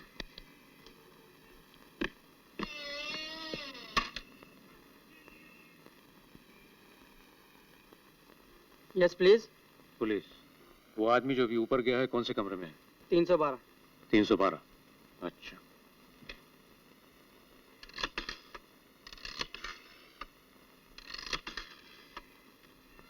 Hello, Colaba police station. आप कौन? इंस्पेक्टर पांडे बोल रहे हैं? मैं खुराना बोल रहा हूँ, होटल संगम से। ये रघु यहाँ पे रूम नंबर 312 में है और उसके साथ एक लड़की है। अगर आप लोग चाहें तो कोई ना कोई चार्ज लगा सकते हैं उस पर। हाँ, जितने जल्दी आप लोग आ जाएं उतना ही अच्छा होगा।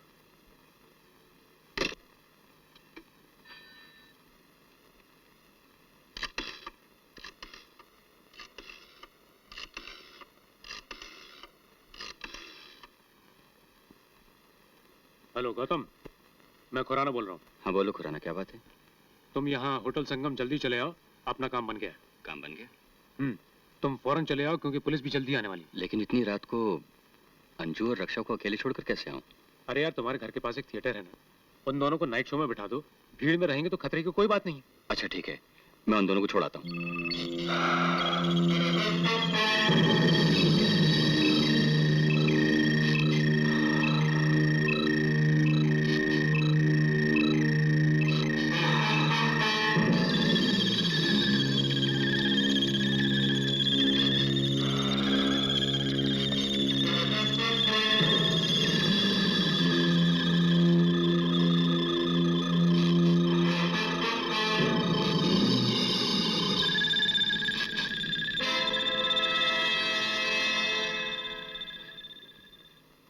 कितने पैसे लिए उससे?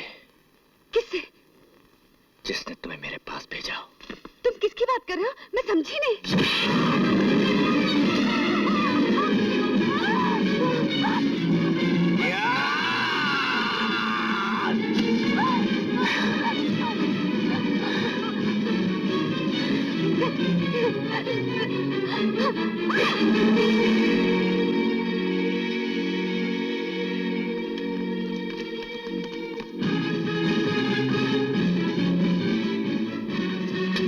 दरवाजा खोलो।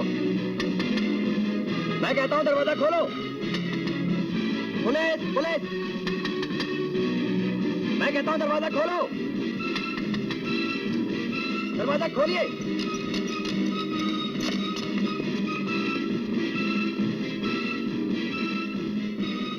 तुम उधर देखो।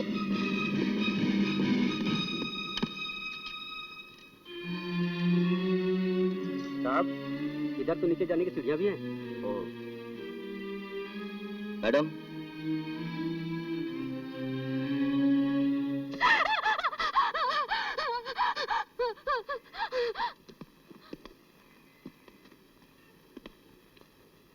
उसने तो लड़की को बहुत बुरी तरह से मारा है, कुछ बोलती नहीं। आप अंदर जाइए।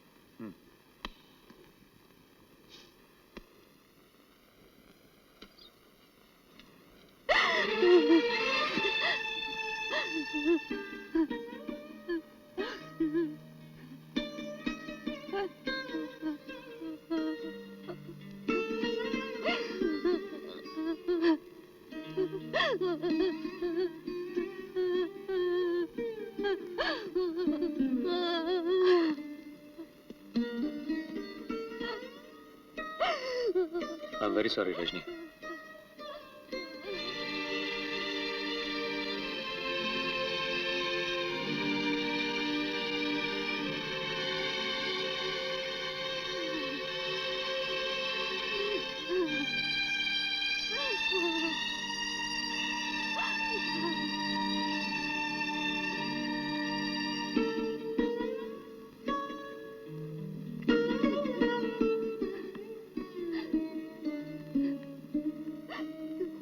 आई एम सॉरी रजनी, मैं माफी चाहता हूँ। मैं आपको कभी माफ नहीं करूंगी खुराना साहब। जैसी तुम्हारी मर्जी, लेकिन ये बताओ उसने तुम्हें इस तरह से मारा क्यों? इसलिए कि उसे पता चल गया था कि आपने मुझे यहाँ भेजा। ये नामुमकिन है, ऐसा नहीं हो सकता। ऐसा हुआ है, तभी तो उसने मेरी ये हालत बना रखी ताकि आप दोबारा किसी भी लड़की को उसके पास ना ले जा सके और मेरी जुबान पर उसका नाम कभी भी ना आए। वो साला इतनी आसानी से नहीं बचेगा। रजनी, तुम मेरे साथ चलो पुलिस स्टेशन और कंप्लेंट लिखवा दो। मैं उस को कम से कम 6 महीने के लिए अंदर करवा दूंगा। 6 महीने के लिए? खुराना साहब, 6 महीने के बाद, 6 महीने के बाद फिर क्या होगा? मेरी एक अंधी माँ है और 2 छोटे छोटे से बहन भाई, और मेरी एक छोटी सी बच्ची है 6 महीने की, और उसे सब कुछ पता है। उसे कैसे पता चला? उसे पता चल गया, उसने मुझसे सब कुछ बुलवा लिया, सब कुछ बुलवा लिया। उसे ये भी पता है कि मैं कहाँ रहती हूँ, क्या करती हूँ, कहाँ जाती हूँ। उसने मुझसे सब कुछ पता कर लिया है। तुम फिक्र मत करो रजनी, पुलिस तुम्हारे साथ है, कानून तुम्हारे साथ है। पुलिस और कानून उसका कुछ नहीं बिगाड़ सकते, लेकिन वो मेरा सारा का सारा खानदान बिगाड़ सकता है, उजाड़ सकता है। लेओ, आप एक टैक्सी मंगा सकते हैं? जी हाँ, पीछे स्टेशन जाना। Thank you. रजनी, इस तरह का जानवर आजाद नहीं होना चाहिए। अगर आज हम कुछ नहीं करेंगे तो कल वो किसी और पर हमला करेगा। अपनी खातिर ना सही, कम से कम किसी और की खातिर पुलिस स्टेशन चलकर कंप्लेंट लिखवा दो। खुराना साहब, आज के बाद उसका नाम मेरे होठों पे कभी नहीं आएगा।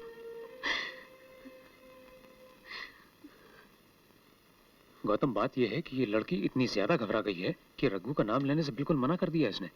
फिर भी एक बार बात करके देखते हैं इससे।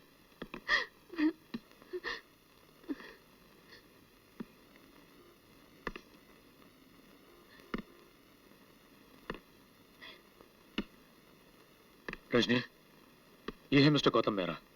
इन्हीं की बेटी के बारे में मैंने तुमसे बात की थी। इससे पहले कि बहुत देर हो जाए, क्या तुम अपना इरादा नहीं बदल सकती?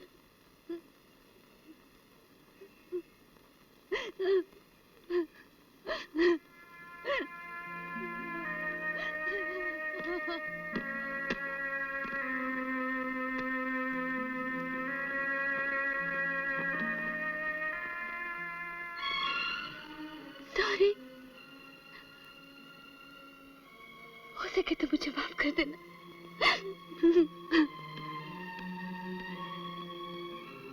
ये प्लान तो फ्लॉप हो गया गौतम।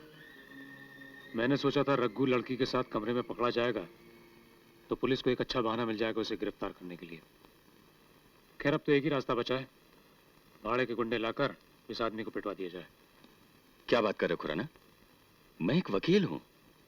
तुमने रजनी की सूरत अच्छी तरह देख ली है ना? रघु इंसान नहीं है गौतम, वो एक जानवर है, और इस जानवर से जानवर बनकर ही लड़ा जा सकता है। नहीं, ये नहीं हो सकता। मैं ऐसा नहीं कर सकता।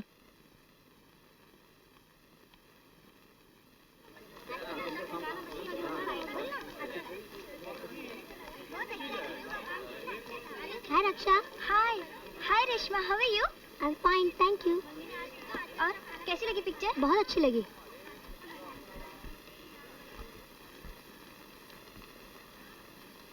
मेरी ये हो गई 5वीं छठी होगी, मुझे अच्छी तरह याद नहीं है। छुट्टियाँ कैसे गुजर रही है?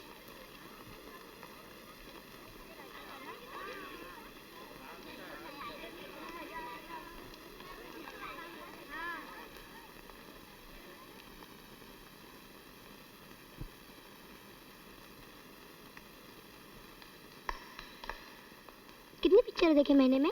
महीने में ये कोई 5। चलो बच्चे लोग, चलो, क्या कर रहे हो? चलो। Bye Raksha. Bye, see you. अच्छी लगी।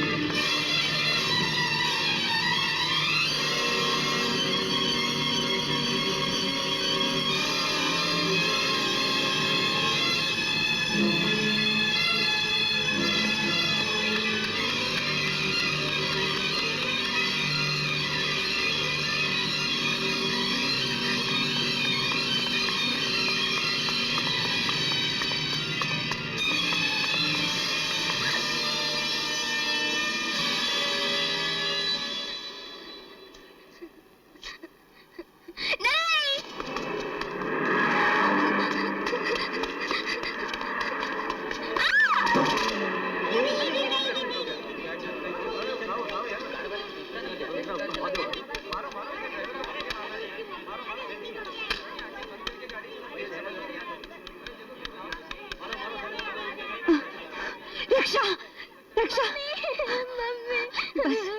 बस बेटे, पीछे आया था मम्मी, आ गई हो ना? मुझे मार डालेगा मम्मी, पीछे आया था मम्मी, बस बेटा, रक्षा, रक्षा, रक्षा।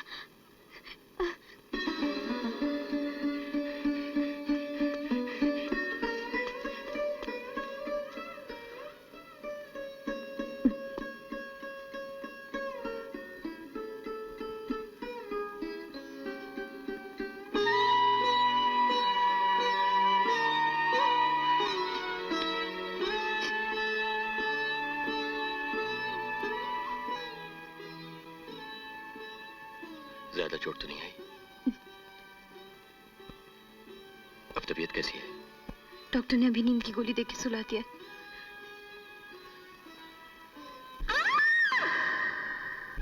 गौतम, कहाँ जा रहे हो? गौतम, गौतम, ये क्या कर रहे हो? मैं उसे जान से मार दूंगा। गौतम, उसने कुछ नहीं किया, उसने रक्षा को हाथ तक नहीं लगाया। तुम उसे मारकर सारी उम्र के लिए जेल जाना चाहते हो?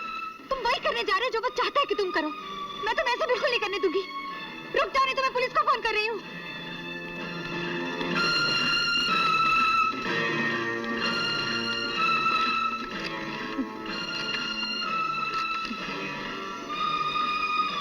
हेलो, मैं सामंत साहब से बात कर सकती हूँ, कमिश्नर साहब से? जी हाँ, मैं मिसेस मेहरा बोल रही हूँ। जरा जल्दी बुला दीजिए, बहुत जरूरी काम है। प्लीज जरा जल्दी कीजिए। जी हाँ।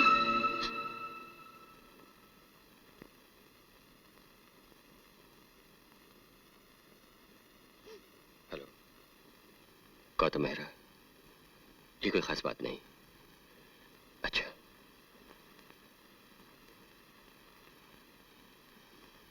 इसका मतलब मैं ये समझूं कि कानून पर से तुम्हारा विश्वास उठ गया? नहीं अंजू, ऐसी कोई बात नहीं। अगर तुम उसे जान से मार देते तो जानते नहीं क्या होता?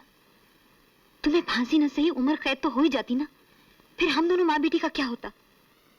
ये क्यों नहीं सोचते हो तुम गौतम? जब तुम्हें कानून पे विश्वास था तब तुम्हें हम दोनों की कोई फिक्र नहीं थी। अब जब विश्वास नहीं रहा तब भी तुम्हें हम लोगों की कोई फिक्र नहीं। हालात का तर्जुमा इस तरह मत करो अंजू कि मुझे अपने आप से नफरत होने लगे। आज से पहले जो कुछ करता था वो भी तुम दोनों की खातिर, और आज भी जो कुछ करने जा रहा था वो भी तुम दोनों के लिए। आखिर वो चाहता क्या है? उससे मिलकर पूछते क्यों नहीं? वो मुझे बर्बाद करना चाहता है। वो यही चाहता है जो मैं भी करने जा रहा था, ताकि मैं किसी जुर्म में फंसूं और वो तुम दोनों को। हो सकता है वो कुछ पैसे लेकर ये शहर छोड़ दे। उससे मिलकर बात तो करो गौतम।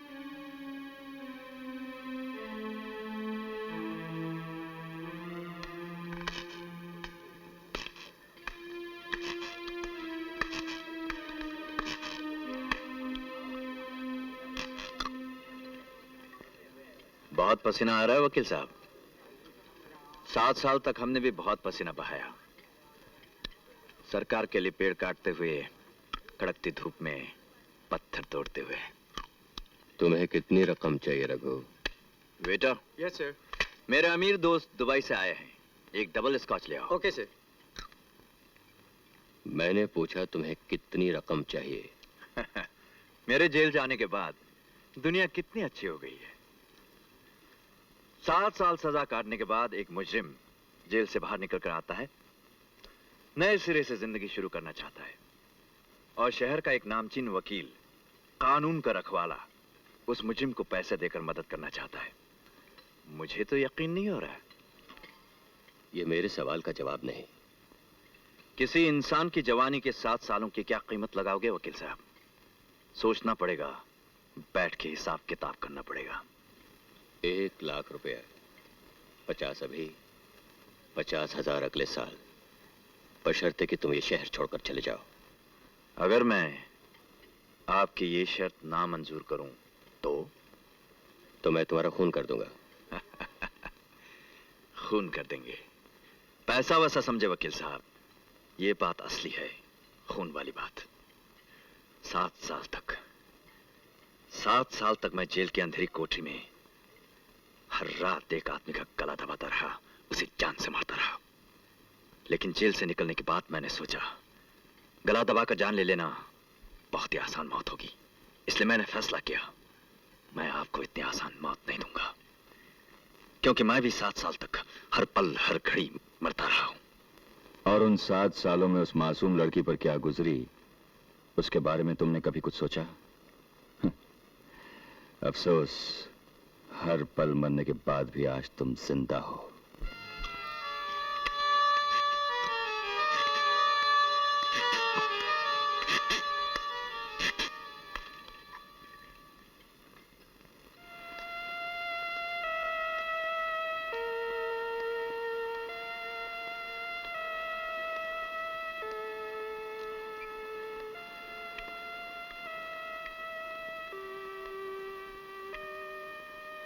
अंजू, उसे रुपया पैसा कुछ नहीं चाहिए, वो सिर्फ रक्षा के पीछे है।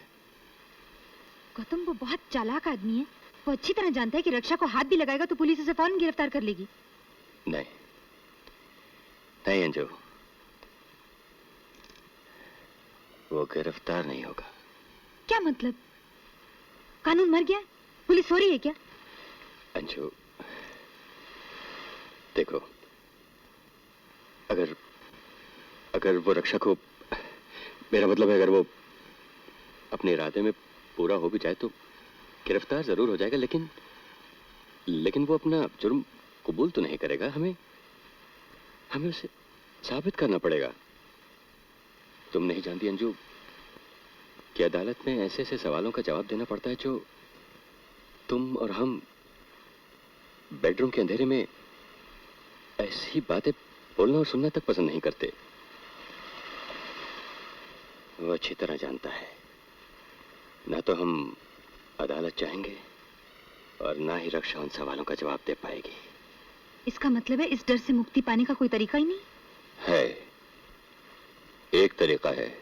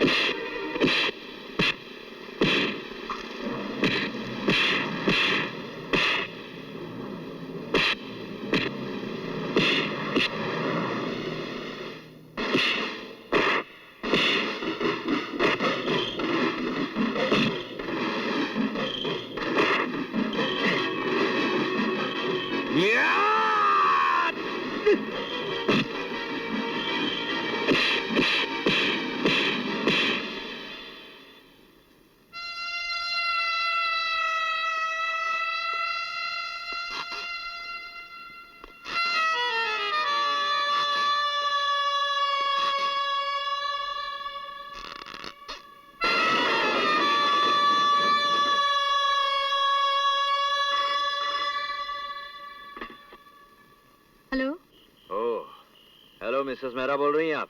कौन बोल रहा है? वही जिसको अभी अभी आपके पति के भेजे हुए गुंडों ने जान से मार डालने की कोशिश की। खैर छोड़िए इन बातों को। आपकी आवाज सुनने की मुझे बड़ी तमन्ना थी। चेहरा और बदन जितना खूबसूरत है उतनी ही सुरीली आवाज है आपकी। इस सुरीली आवाज को मैं एक दिन बहुत करीब से सुनने की तमन्ना रखता हूं मिसेस मेहरा। बंद करो ये बकवास। ओ वकील साहब, आपके मेंढक आए थे, 3 तो भाग गए मगर एक हॉस्पिटल में है और उसने अपनी स्टेटमेंट पुलिस को दे दी है। ये जुर्म करके आपने कानून को मेरी गोद में डाल दी है और यही मैं चाहता था। अब आप जेल में होंगे और आपकी बीवी और बच्ची उस खेल में होंगी जो मैं उनके साथ खेलूंगा। Good night and have a nice dream.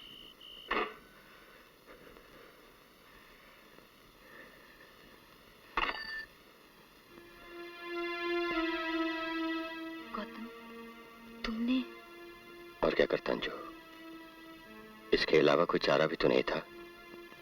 अब क्या करोगे? अब क्या करना है, जब लड़ाई शुरू हो ही गई है तो खत्म भी होगी। अंजू, एक बात कहना चाहता हूं, जिंदगी में और कुछ भी सोचना, मगर ये कभी मत सोचना कि मेरे जीते जी तुम पर कोई आज भी आएगी। हाँ अंजू।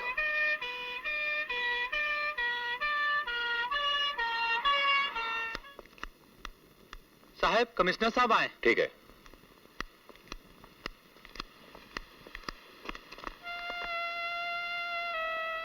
हेलो गौतम। हेलो सावंत साहब। आज पहली बार लग रहा है कि घर पे एक दोस्त नहीं बल्कि एक पुलिस कमिश्नर आया है। अगर जाती तौर पे मैं तुम्हारी जिम्मेदारी नहीं ले लेता तो इस वक्त तुम हवालात में होते। फिर भी जब तक तुम्हारी जमानत नहीं हो जाती तुम अपने आप को हिरासत में ही समझो।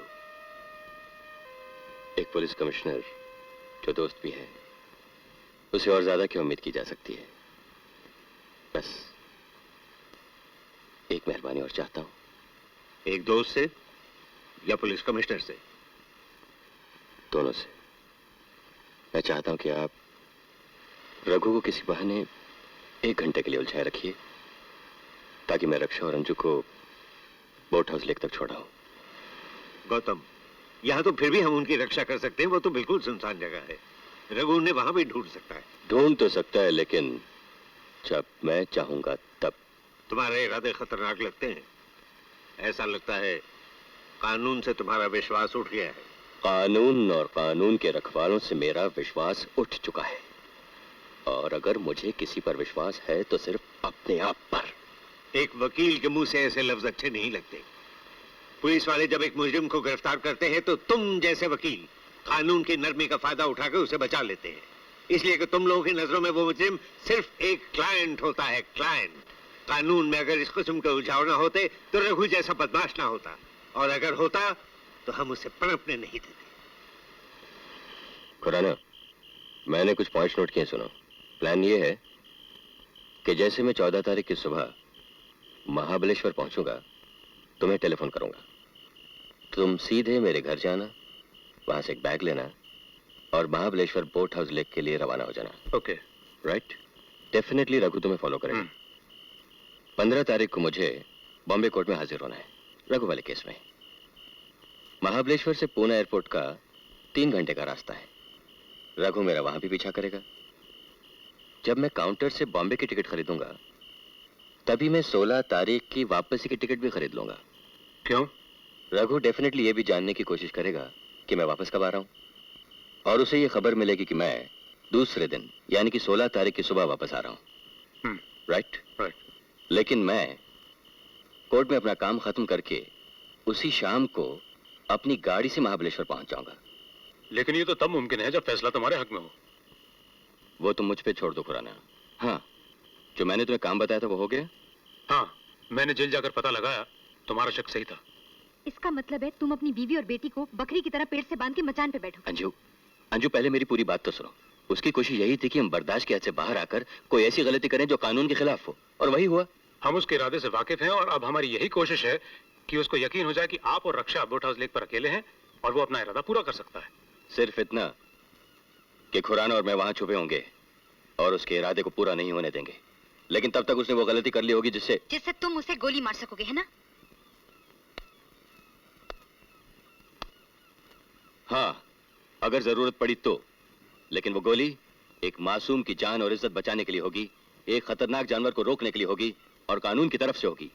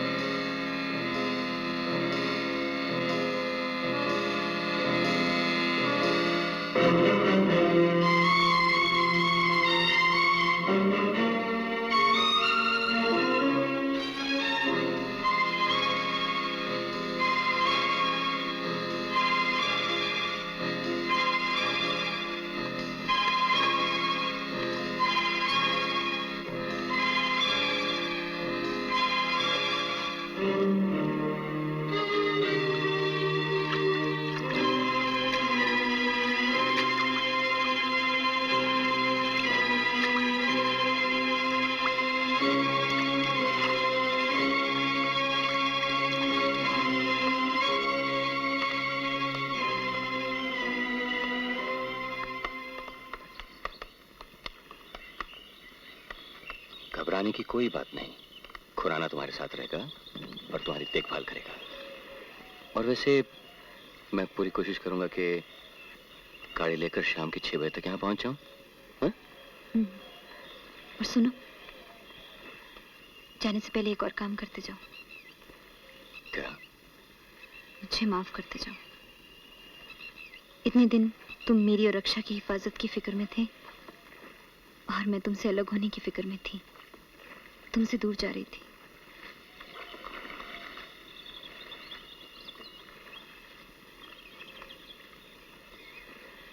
अब कहाँ हो?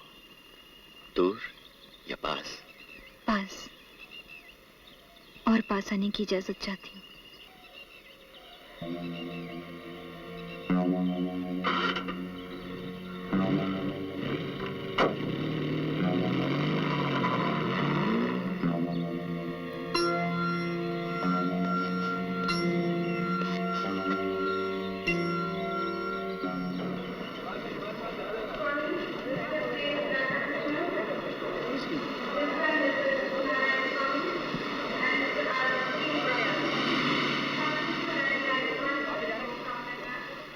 मैडम, गौतम मेहरा साहब की वापसी फ्लाइट कब है? तुम कौन हो? जी मैं उनका ड्राइवर हूँ। मैं पूछना भूल गया और वो बताना भूल गए। वो आज नहीं, कल सुबह की फ्लाइट से वापस आएंगे। धन्यवाद जी।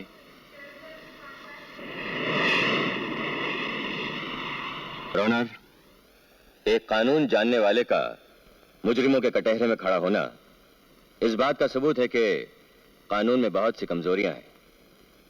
मैंने रघुवीर सिंह नाम के एक इंसान को कुंडों से पिटवाया, इस बात से इनकार नहीं करूंगा और मैं अपना जुर्म कबूल करता हूं।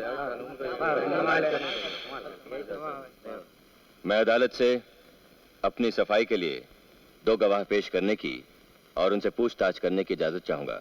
इजाजत है। योर ऑनर, मेरा पहला गवाह है एडवोकेट जसवंत लाल।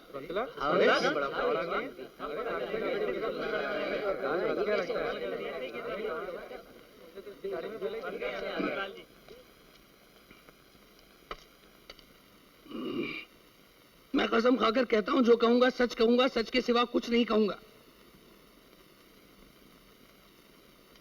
जसवंत लाल जी, आप मुझे कब से जानते हैं? तकरीबन 8 साल से। आपको याद होगा आपने एक बार मेरे लिए मेरी गैर हाजिरी में एक केस लड़ा था। जी हाँ। कब? कोई 4-1 महीने पहले, 9 अक्टूबर को। क्या बना उस केस का? फैसला हमारे खिलाफ हुआ था। क्या इस वजह से मैंने आपको बुरा भला कहा? जी हाँ, आपने मेरी बेइज्जती की, मुझे ह्यूमिलिएट किया। लेकिन अगर आप ये समझ रहे हैं कि उसी बेइज्जती की वजह से मैं रघु का केस लड़ रहा हूं, तो आप गलत समझ रहे हैं। क्यों? क्योंकि रघु खुद अपना केस लेकर मेरे पास आया था, मैं नहीं गया था रघु के पास केस लेने। आप रघु से कब मिले? उसी रोज जिस रोज कमिश्नर साहब से कहकर आपने उसे गिरफ्तार करवाया था, 15 जनवरी को। Are you sure? क्या आपको पूरा यकीन है? Of course, आपको शक है? आप शायद भूल रहे हैं वकील साहब कि अभी थोड़ी देर पहले मैंने गीता पर हाथ रखकर सच बोलने की कसम खाई है। और आप शायद ये भी भूल रहे हैं कि मैं भी वकील हूं। That's all, Your Honor. मेरा अगला गवाह है jailer Iqbal Singh.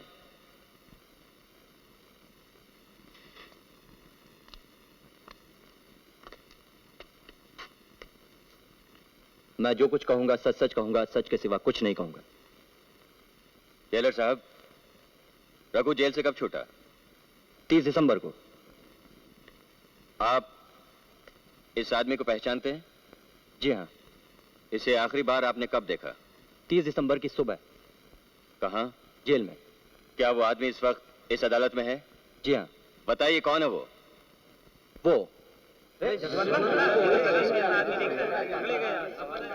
Your honour, आज से 7 साल पहले इस विटनेस बॉक्स में खड़े होकर मैंने जो कुछ भी रघुवीर सिंह के खिलाफ कहा था वो सच था, लेकिन उस सच ने रघुवीर को मेरा दुश्मन बना दिया। जेल से रिहा होकर उसने मुझे तंग करना शुरू कर दिया, मेरी बीवी, मेरी बेटी को डराना शुरू कर दिया, लेकिन उसने कोई ऐसी हरकत नहीं की जिससे वो कानूनी गिरफ्त में आ सकता, क्योंकि मिस्टर जसवंत लाल ने उसे कानूनी दांव पे सिखा दिया था। I object your honour. मेरे हमपेशा दोस्त इस तरह तरह के ताने बाने बुनकर अपने किए पर पर्दा डालने की कोशिश कर रहे हैं। पर्दा डाल नहीं रहा योर ऑनर, बल्कि पर्दा हटा रहा हूं उस राज का जिसके तहत मिस्टर जसवंत लाल 30 दिसंबर को रघु से मिलने जेल में गए थे और उसे मेरे खिलाफ उकसाया था, क्योंकि मिस्टर जसवंत लाल को मुझसे बदला लेना था, उस बेइज्जती का बदला जो मैंने गुस्से में आकर की थी मुकदमा हार जाने पर।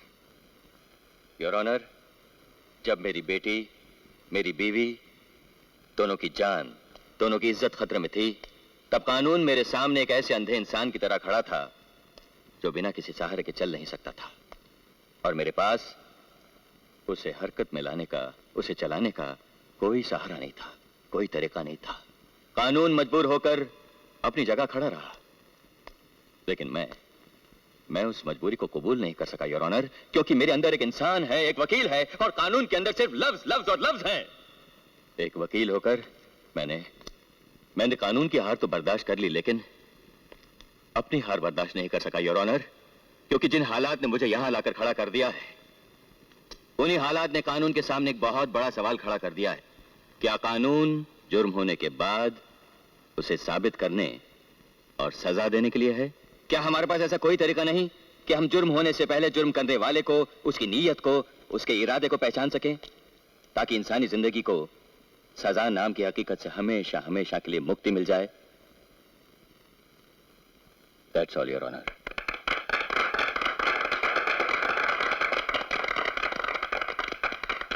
मिस्टर गौतम मेहरा की जाति रेपुटेशन को मद्देनजर रखते हुए ये अदालत उन्हें 2000 रुपए नगद जुर्माना अदा करने का हुक्म देती है।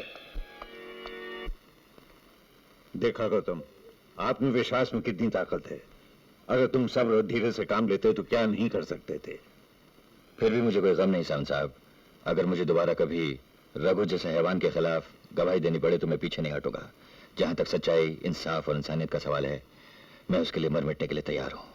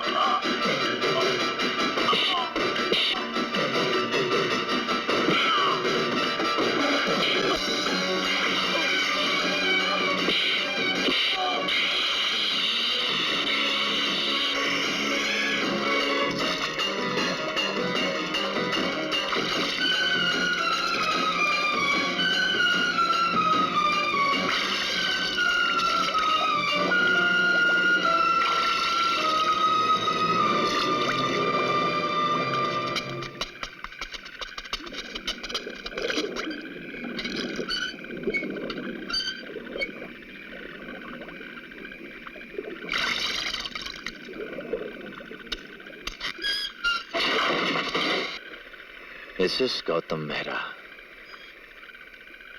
मैंने कहा था ना, किसी दिन बहुत नजदीक से मैं तुम्हारी आवाज सुनूंगा, याद है?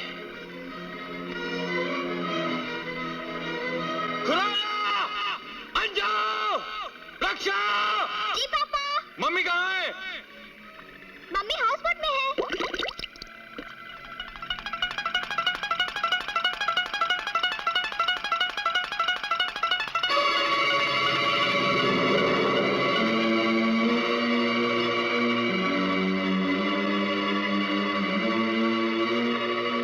रक्षा, जब तक मैं ना आऊं दरवाजा मत खोलना।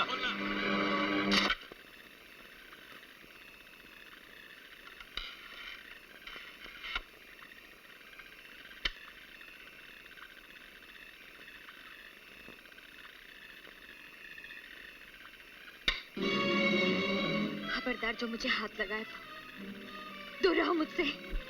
अगर तुमने मुझे जबरदस्ती करने पर मजबूर किया तो मेरे अंदर का शैतान जाग उठेगा और तुम्हारी बेटी भी नहीं बचेगी। अगर तुमने रक्षा को हाथ लगाया तो मैं तुम्हें जान से मार डालूंगी। तुम दोनों माँ बेटी मिलकर मेरे हाथ की मुट्ठी भी नहीं खोल सकती। एक सौदा कर लो तो तुम्हारी बेटी बच सकती है। क्या? तुम अपनी मर्जी से, अपनी खुशी से मेरी बात मान लो, तुम्हारी बेटी को मैं हाथ भी नहीं लगाऊंगा। मेरे लिए इतनी तसल्ली है कि गौतम मेहरा जिंदगी भर मुझे याद करता रहेगा। और अगर तुम्हारे अंदर नाम का जुनून हो तो मेरे जाने के बाद खुदकुशी कर लेना। झील में पानी बहुत है।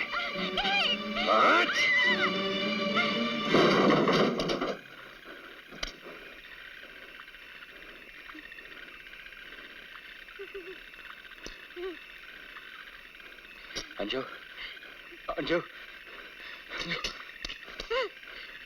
गौतम!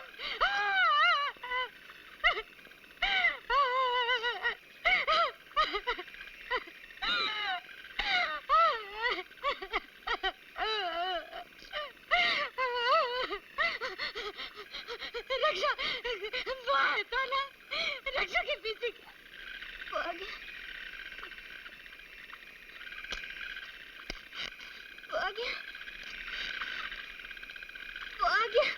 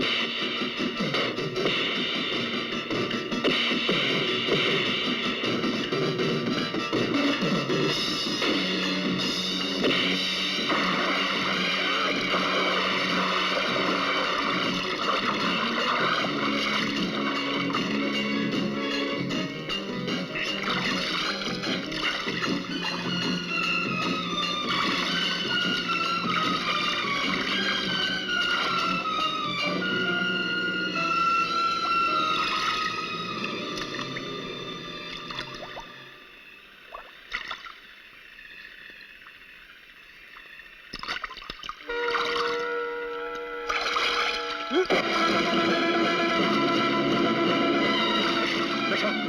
भागो भागो।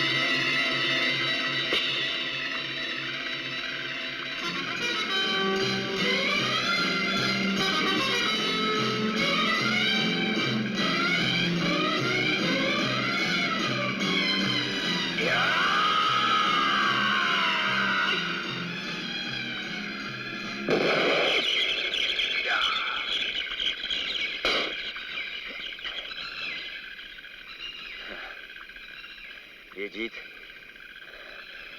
कानून की नहीं, पिस्तौल की है। चलाओ गोली। तुम इतनी आसानी से मरना चाहते हो?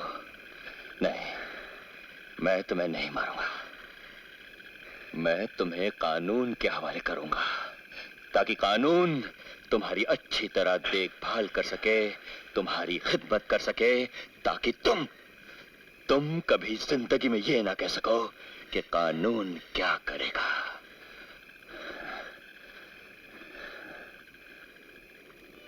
ये अदालत रघुवीर सिंह वल्द परमवीर सिंह को रिटायर्ड पुलिस इंस्पेक्टर खुराना की हत्या करने के जुर्म में जेर दफा 302 ताज़ीरात हिंद के तहत सजाए मौत का हुक्म देती है।